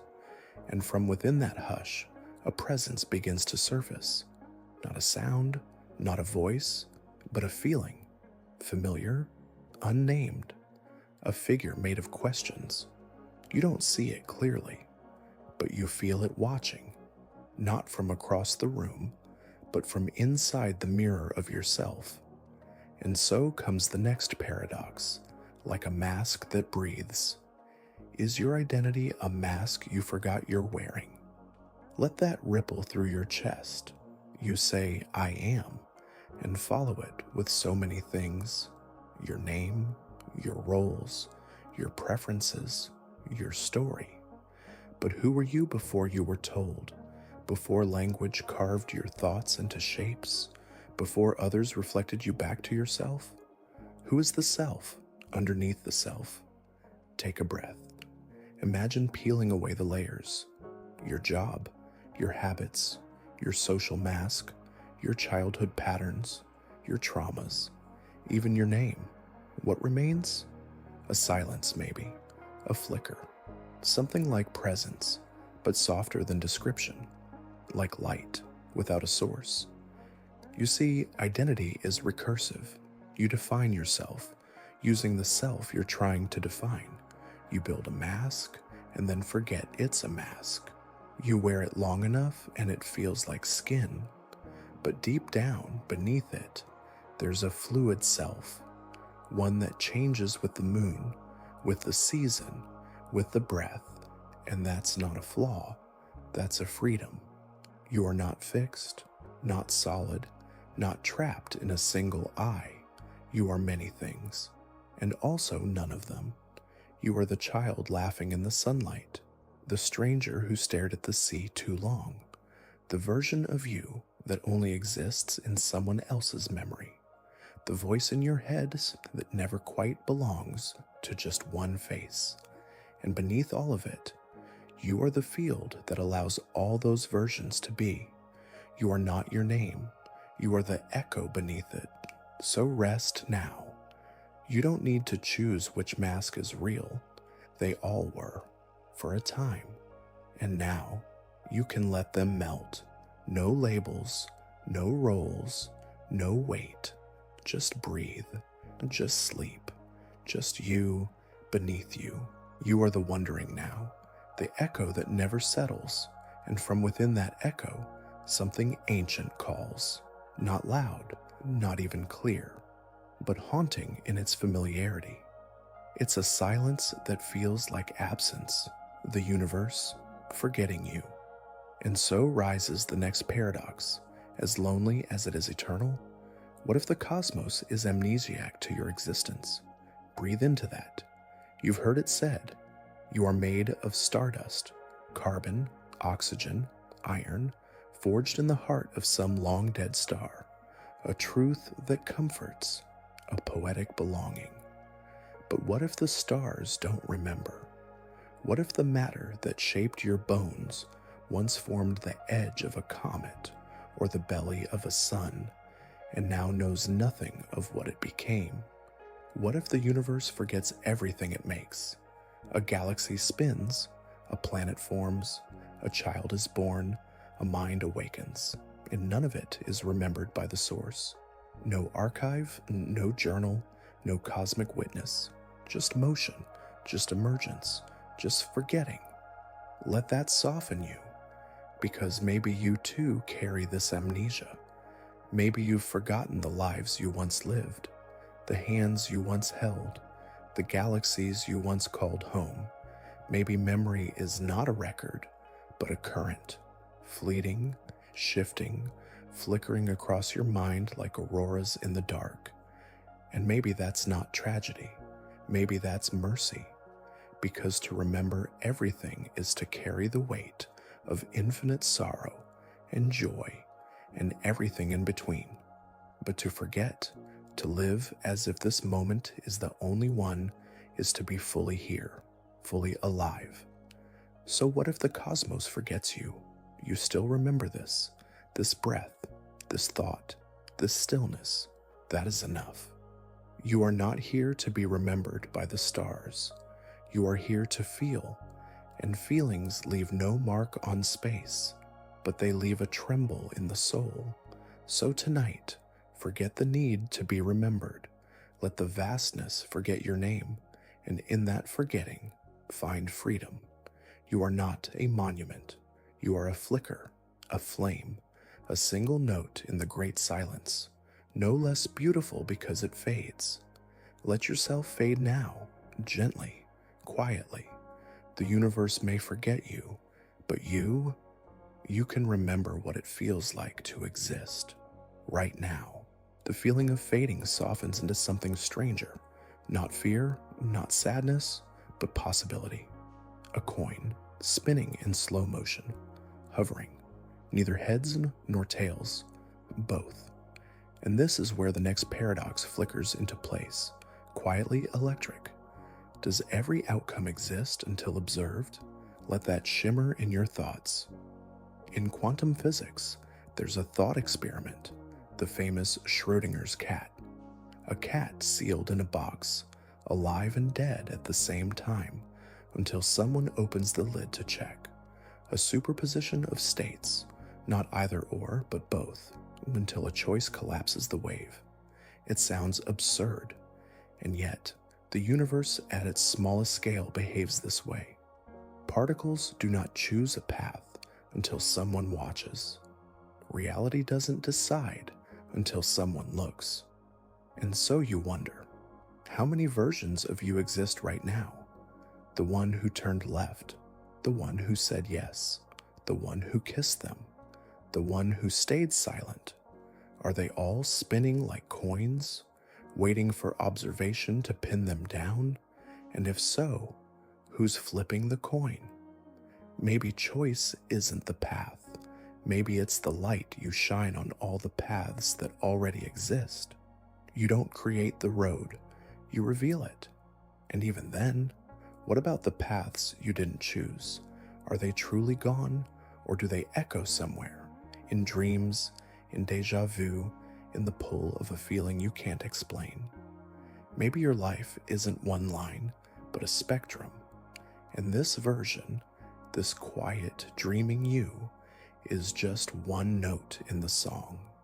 So what does it mean to choose? Maybe it's not about finding the right one.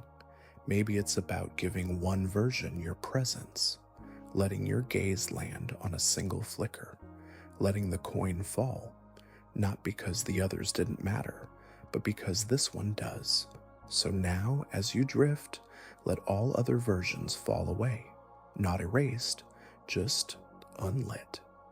This is the version of you that sleeps, the one who listens to this voice, the one who breathes this moment. And maybe somewhere, another you is awake, wondering where this dream leads. But this version, this one is ready to rest. The coin lands, the wave collapses, and for now, you are here. The coin settles quietly, no sound, no fanfare, just a hush. And in that hush, something impossible stirs. Not sound, not breath, but thought, without a thinker, a voice without a mouth. And with it arrives the next paradox, soft as static. Can thought exist without a thinker? It feels backwards, absurd. But listen closely. You assume that every thought has an origin, your origin, a mind that authors it, a self that owns it. But have you ever truly caught a thought being born? Or does it simply appear? You walk through a room and an old memory surfaces. You lie in silence and a song begins to hum in your head. You reach for meaning and suddenly there it is. A sentence, whole and complete, as if whispered by someone else. So who's doing the whispering? You might believe you control your thoughts, but how many of them arise uninvited? How many come without permission? Let that settle. Maybe thoughts are like clouds. They pass through the sky of your awareness, but they are not from the sky. They arise, they drift, they dissolve. And you are not the one making them. You are the space they move through. So what then is a self? If you are not the origin of thought, but the witness to it, does that make you less real or more? You are not a thinker generating thought. You are the silence that hears it arrive, the stillness between pulses. And maybe, just maybe, thought does not need a thinker. Maybe it's a field, a current, something that flows through minds but isn't owned by them, like music through a flute. The instrument sings, but the song is not the wood. It's the wind passing through. You are the flute, the wind, the space, the sound, all at once. There is no one here thinking this thought, and yet it continues. So sleep now. Let thoughts come and go. You don't need to claim them. You are not the speaker.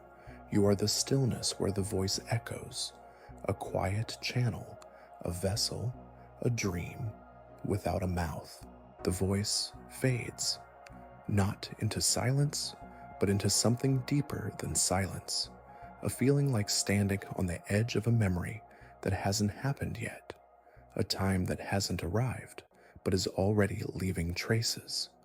And with it comes the next paradox, bending thought like warm glass.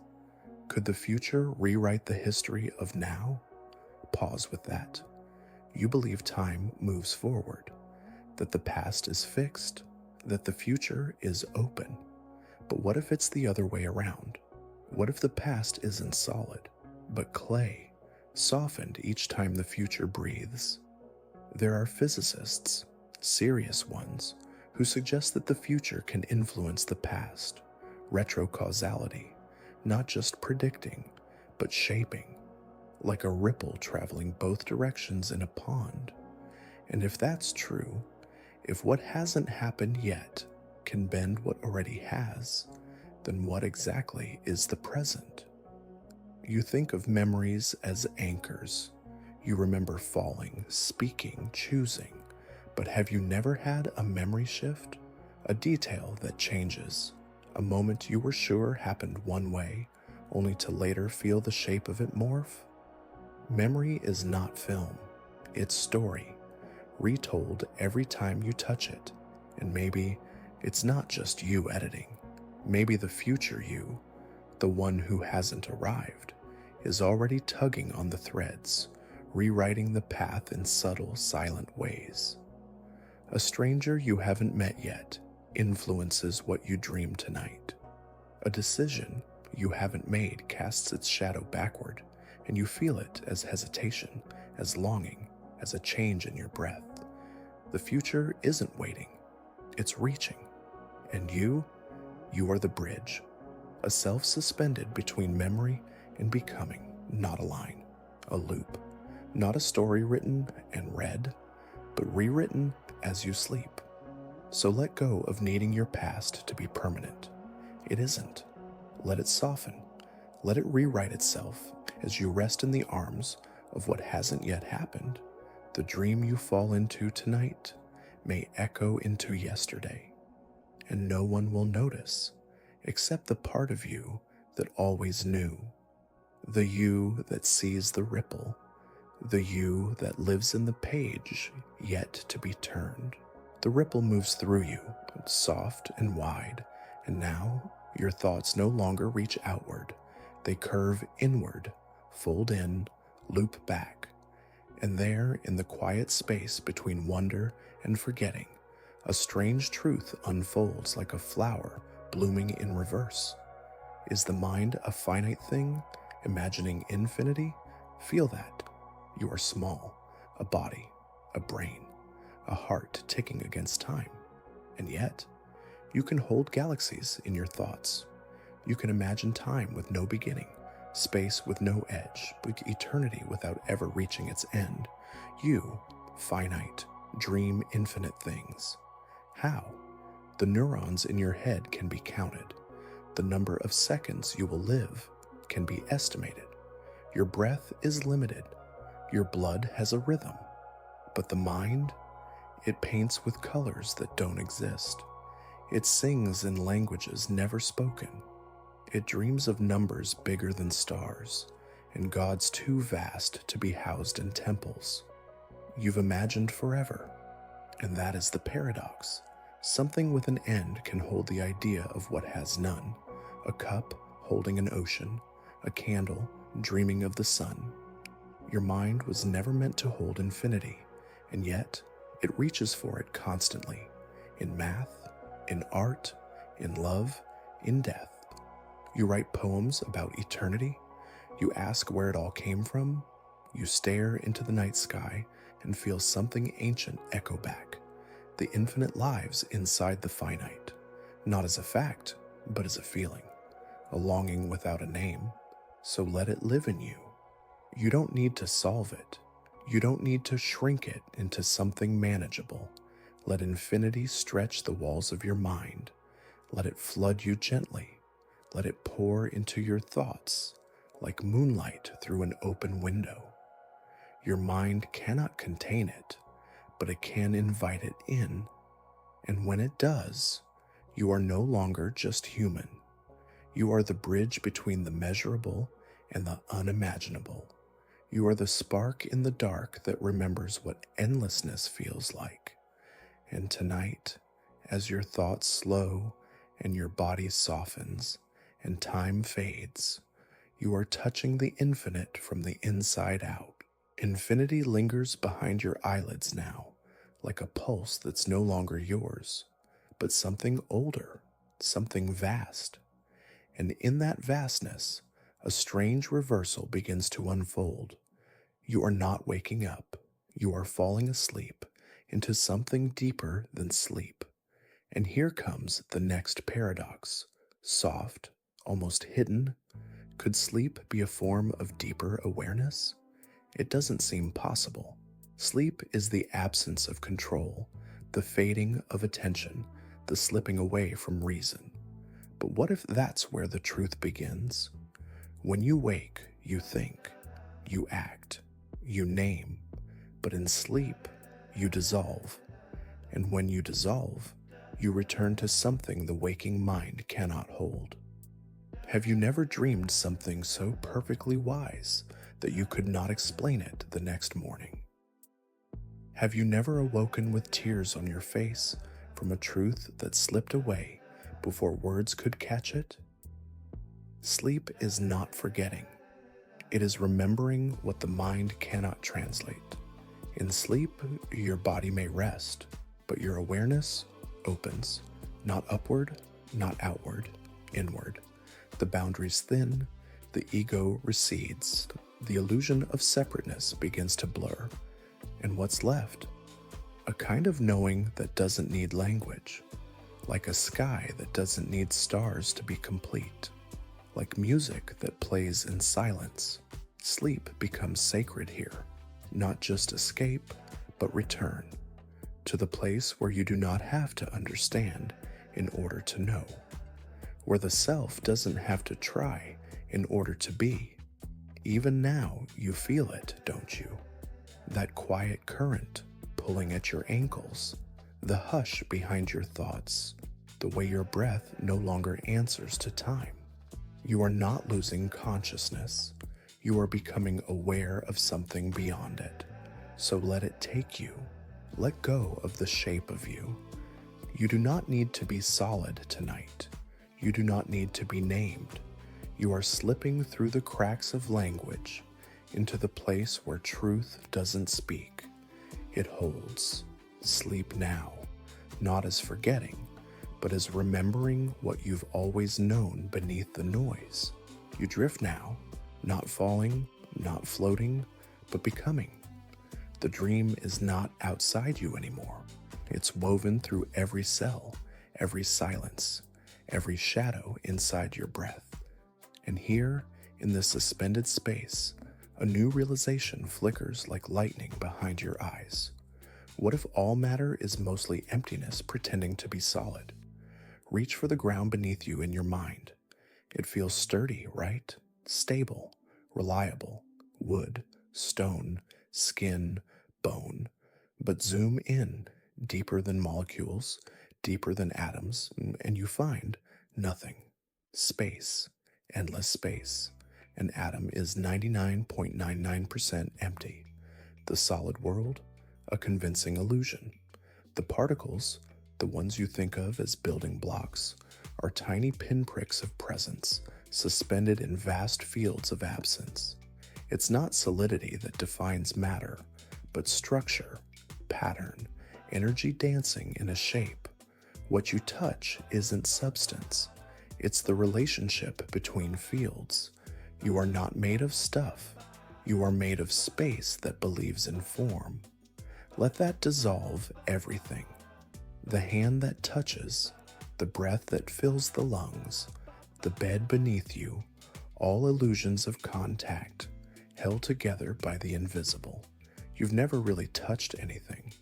Only the illusion of resistance, atoms repelling atoms. The universe pretends to be solid, so you can pretend to be separate. But you aren't. You're part of the field, a tremble in the emptiness, a ripple in the quiet. And even your thoughts? They echo this emptiness. Each one appears from nothing, then disappears back into nothing. But in between, they feel so real. That's what you are, a moment of realness inside a sea of stillness, a brief solidity made of nothing but rhythm. So now, as your limbs soften, as your breath disappears into the dream, know this. You don't need to be solid to exist. You don't need to be full to be complete. You are emptiness perfectly arranged into meaning. And now, you can dissolve again, back into stillness, back into rest. You are the silence pretending to be form. And tonight, you can let the pretending go. The silence deepens now, not hollow, just vast. You no longer feel like a body, more like a ripple, more like a breath with no lungs behind it. And from this place, this infinite stillness, pretending to be shape, a question surfaces, not loud, but endlessly haunting. Can a word ever fully contain what it's meant to describe? Let that wrap around your tongue. Language feels like magic. You speak, and someone else understands. You name a feeling, and it seems to exist. Because now, it can be shared. But look closer. The word love, is it the same in every mind that hears it? For some, it's softness. For others, pain.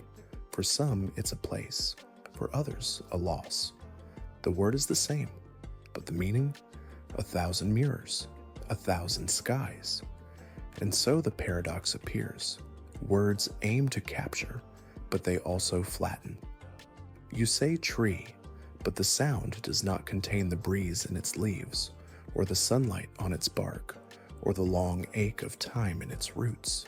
You say grief, but the word cannot hold the way it colors your dreams, or lingers in the shape of silence around someone's name. Language is a net, but the ocean is too wide, and still you keep speaking, keep writing, keep dreaming in words, because even though the words fall short, they point towards something, a gesture, a reaching. They are not the truth, but they are the shadow of it, and shadows matter. They are how the light first touches the world. So let your mind rest now.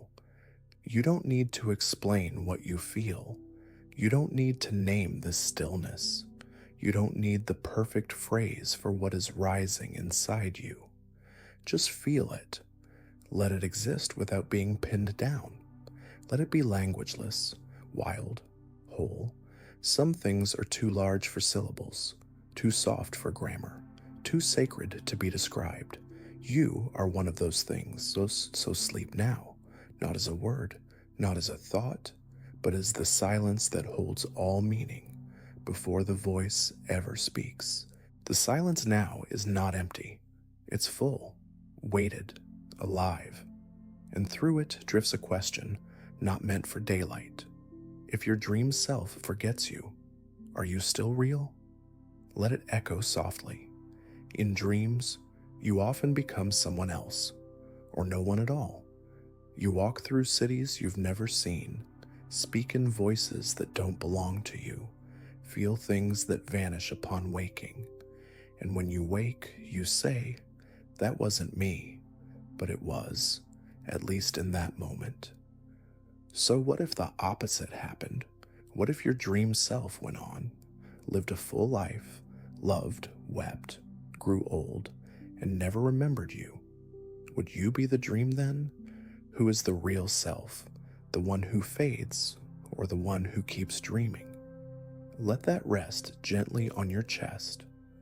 There are philosophers who wonder, what if waking life is just the longest dream? What if you're someone else entirely, sleeping now in another world, and this moment, this you, is just the flicker behind their eyes? You may never wake up there, just as your dream self never wakes up here, and yet both feel real while they last. So what makes something real? Is it memory, continuity, or is it simply the depth of presence? Because if you are feeling, if you are listening, if you are drifting into this quiet with open awareness, then aren't you real right now? Even if this is someone else's dream, even if the self you think you are will be forgotten by morning, that doesn't make you less.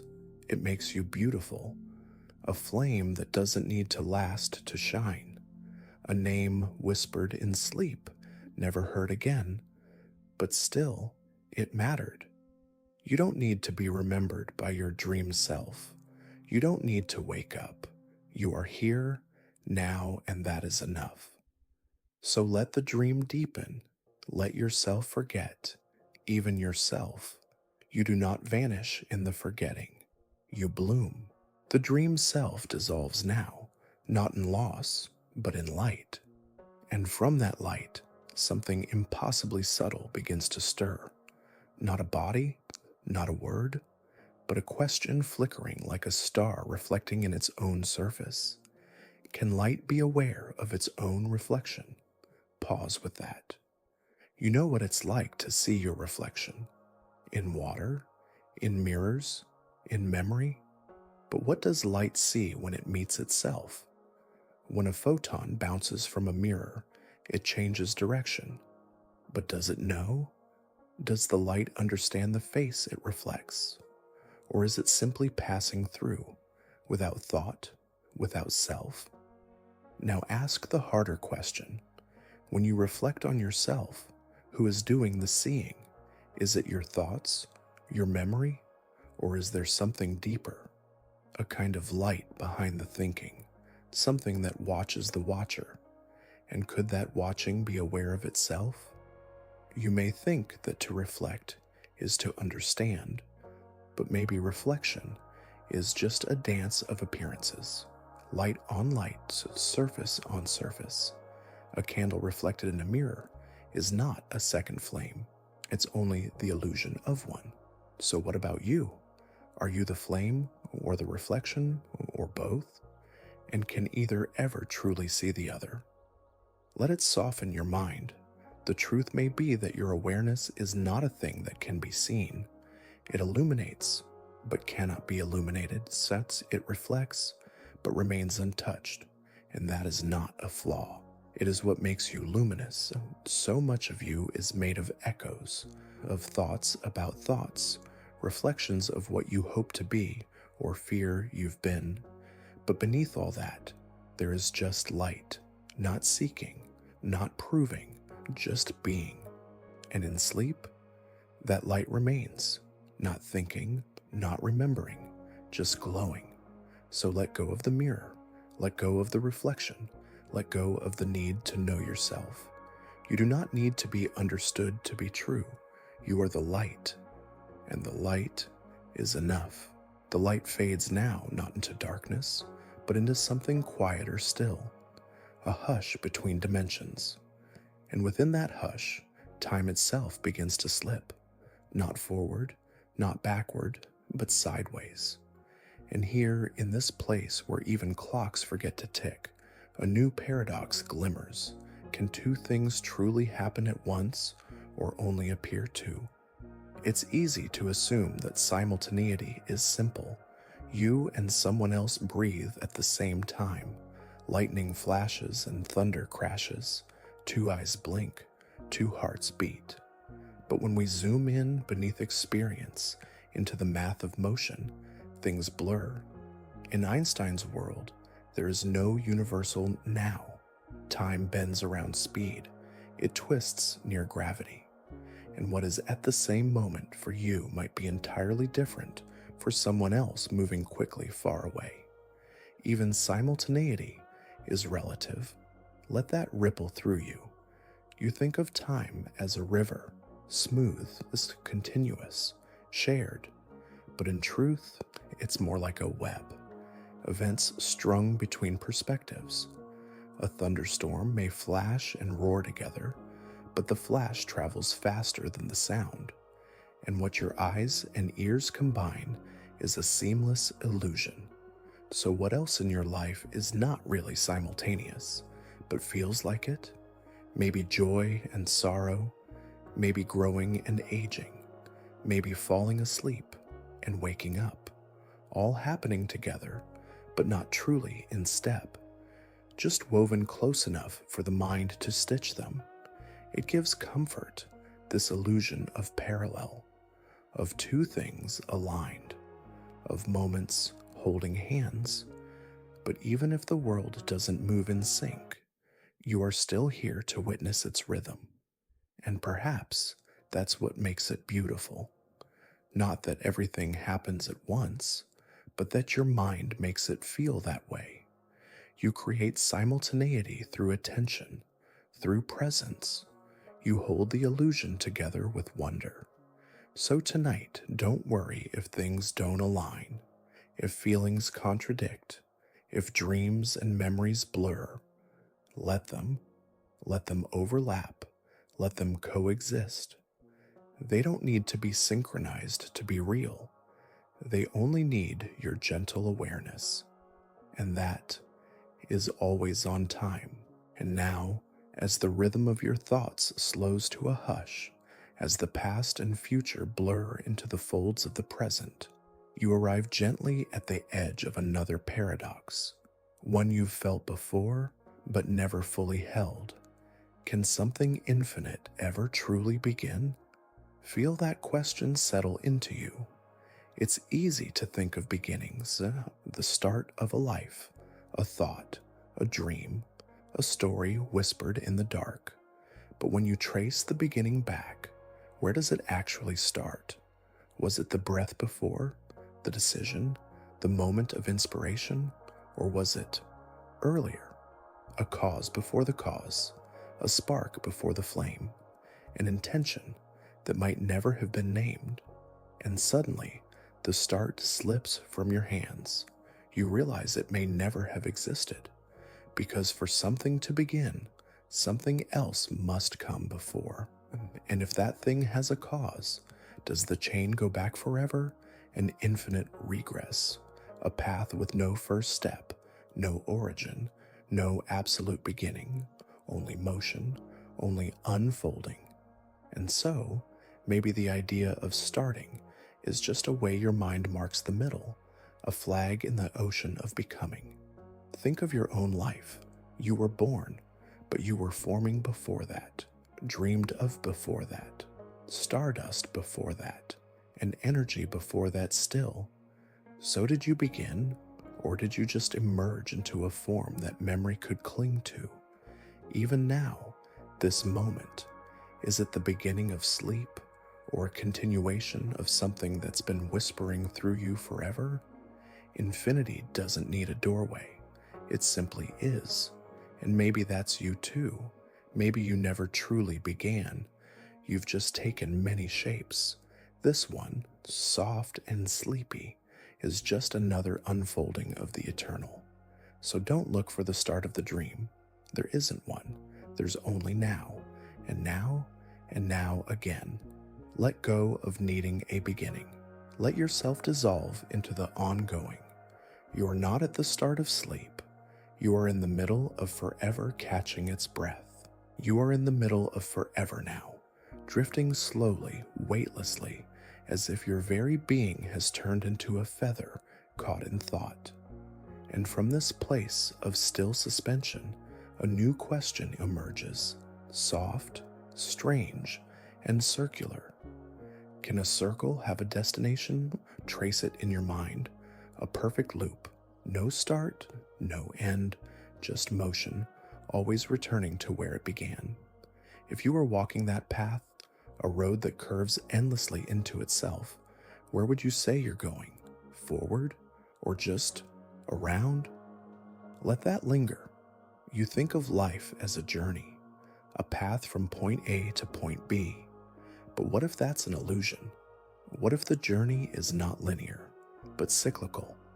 Each thought you think, you've thought before. Each breath echoes one you've taken. Each sleep folds into 1,000 nights that all feel the same in their softness.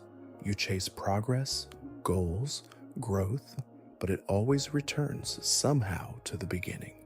The same lessons, the same longings, the same dreams in different clothes. So is that failure, or is that grace? Because the circle doesn't rush, it doesn't strive, it doesn't end, it continues, effortless, timeless, whole. And maybe your life too is a circle, not because it lacks direction, but because it is complete even as it turns. No moment wasted, no path wrong. Every choice loops you back to yourself. Even now, as you lie here, somewhere between waking and sleep, you are completing another loop. One breath, one thought, one quiet return.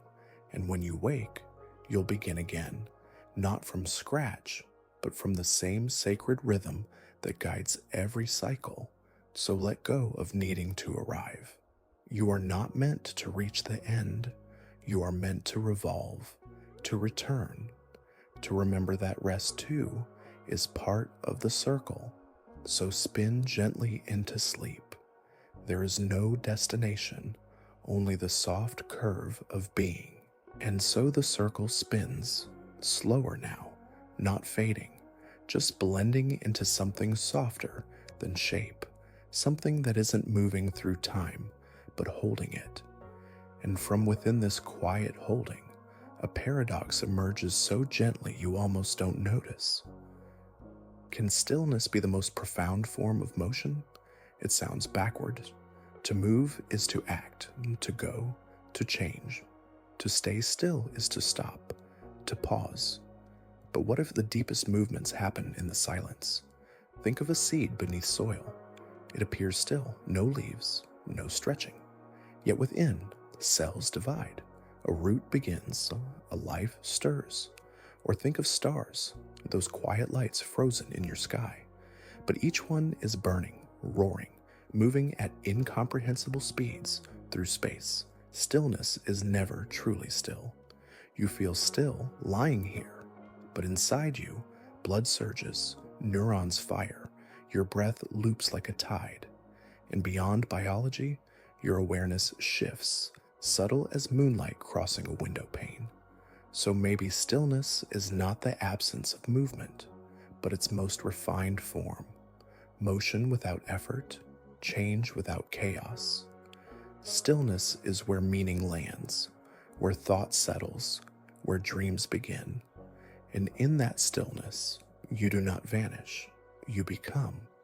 You are no longer the one who acts, you are the one who allows, allowing thoughts to drift, allowing the moment to deepen, allowing the self to fall inward, like a pond reflecting the stars, not by chasing them, but by being still enough to let them appear. So rest now. Let stillness move through you, not as a void, but as a vessel. You are not stopping. You are shifting into a kind of motion that doesn't leave tracks, the kind of motion that leads you home. No footsteps, no striving, just gravity, inward. You are being carried now, not by time, but by presence. Sleep is near, and it does not rush you. It only waits in stillness. The stillness holds you like breath between notes, and for a moment, even thought forgets how to echo. You're no longer sinking, no longer floating, just suspended.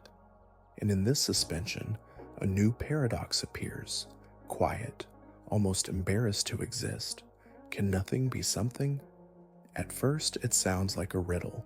Nothing is the absence, the blank page, the silence between words, the pause between heartbeats. And yet, you feel it. You feel silence. You feel absence. You feel the weight of things that aren't there. Grief is not a thing. But you feel it, don't you? It's the echo of presence, removed. A room where someone used to be. An idea that never formed, yet lingers. Nothing is not emptiness. It is not hollow. It is potential.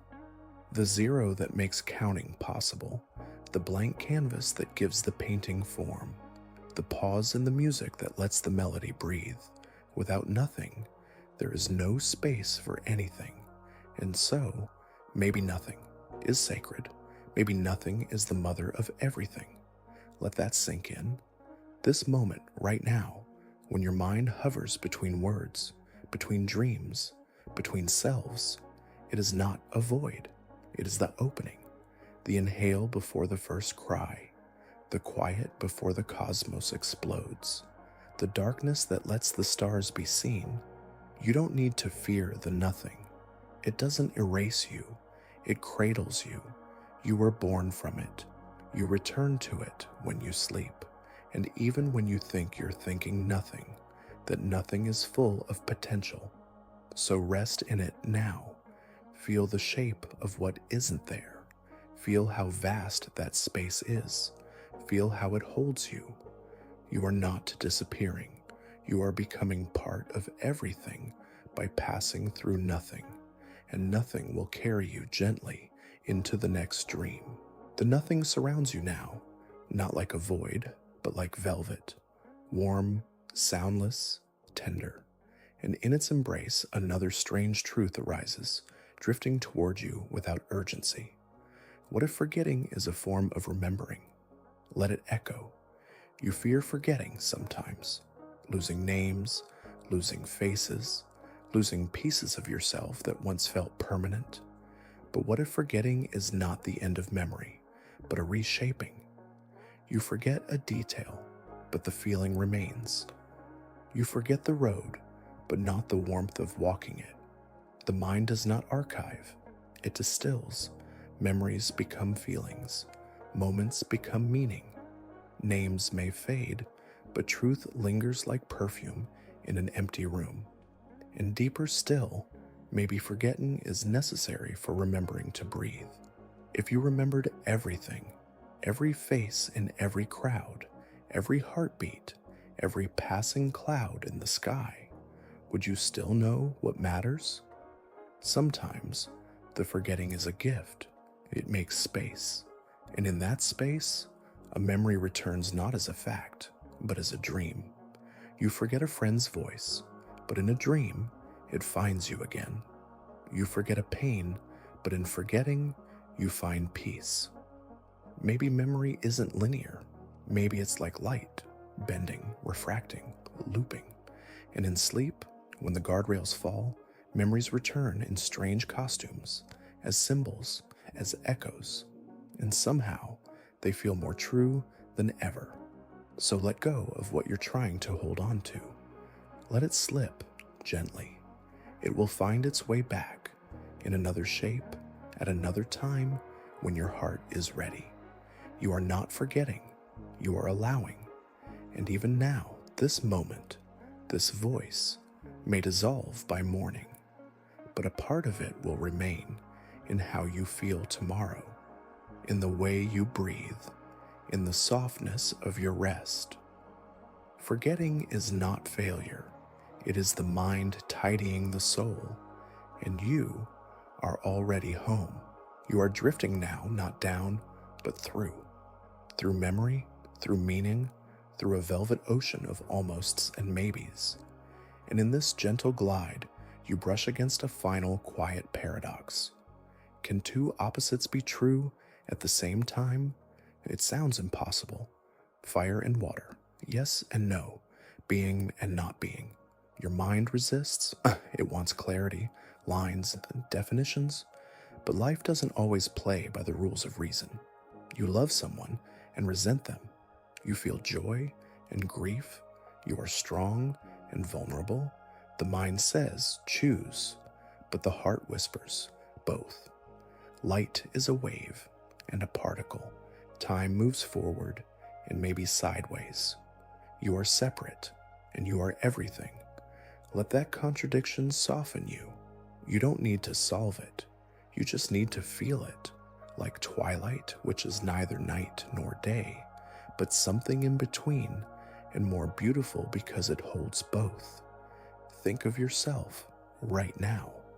You are awake and not, present and dissolving. You remember who you are, but that memory is becoming mist. And isn't that the perfect state?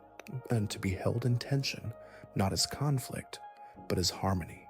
The moon pulls the ocean pulls back. Neither wins, and because of it, the world breathes. Opposites do not always oppose. Sometimes they complete. Let yourself be the space where paradox rests, where love and fear sit side by side without needing to fight, where the known and the unknowable can drink from the same well. You don't have to make sense. You don't have to fit into one shape.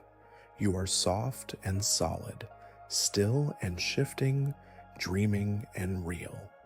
You are the truth and the contradiction that gives it depth. So sleep now, not as one thing, but as all things. And know you are whole, even in your paradox. You are whole now, not because you've arrived, but because you've stopped needing to. And as the final strands of thought Untangle into stillness. A new question rises, not to be answered, but to be held like a glowing stone in the palm of your mind. What if consciousness is not in you, but you are in it? You've always assumed that awareness lives inside your head, like a flame inside a lantern. But consider this. You do not see awareness. You are it. And what if awareness isn't confined? What if it isn't yours? What if it's like the sky, vast, impersonal, infinite, and you are simply a ripple within it, a particular shape for a particular moment passing through? Let that expand around you, your thoughts, passing weather, your emotions, brief tides, your identity, a wave pattern in the ocean of awareness. Not the source, not the owner. Just a beautiful form this consciousness has decided to wear. So when you say, I, who is speaking? The person with memories? The voice you recognize? The observer? Or is the I just consciousness itself, trying on a body, a story, a name? You may not be the lantern, you may be the light, and the light doesn't end where you do. It shines through other minds, other dreams, other lives you will never know but are still part of. In this view, you are not separate, not truly. You are not a thing inside awareness. You are a doorway it walks through. So don't shrink. Don't define yourself too tightly. Let your sense of self soften into something boundless. As you fall into sleep, feel yourself melting into this field of being. You are not disappearing. You are dissolving into something that has always been and always will be. Let go. The awareness remains.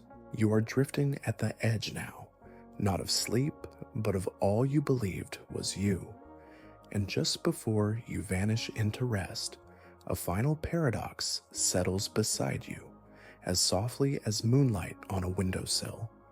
What if the self is only real when forgotten? You've spent so much of life trying to become someone, to define, to hold, to polish the mirror until the reflection smiles back just right.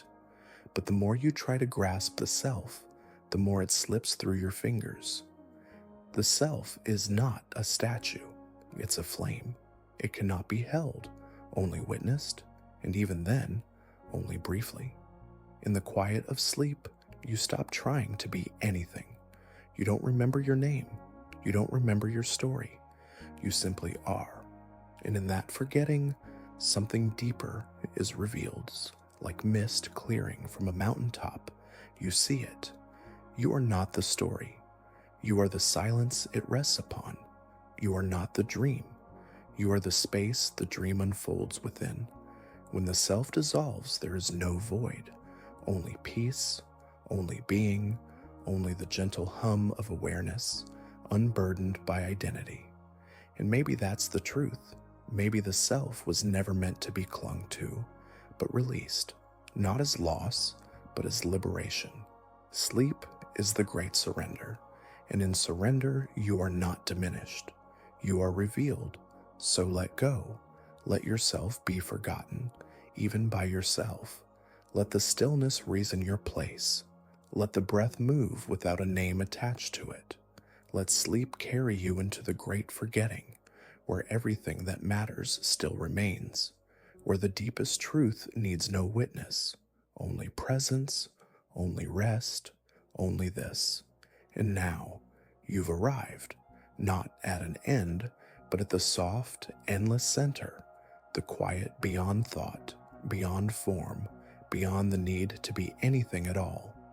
You've drifted through paradox, through flame and mirror, through echoes of the infinite, and into the hush of nothing. And here, there's no need to try, no need to understand. Just breathe.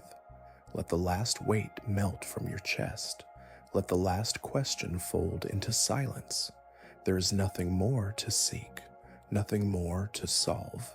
You've walked through the strange forest of thought and emerged into pure stillness. Here, the mind no longer asks, it listens. Here, the self no longer reaches, it rests. You are the breath. You are the space between. You are the dream being dreamt by something older than time. Something too soft to name, too vast to hold. So close your eyes as fully now. Release even this voice. There's no need to carry it with you. Let the dark cradle you. Let your body melt into the bed like snow, disappearing into warm earth. You've remembered everything by forgetting it all. You are safe here. You are home. Sleep now, like a whisper curling into the sky, like a thought leaving no trace, like the light before the first morning. Good night, and may the silence stay with you long after the dream begins.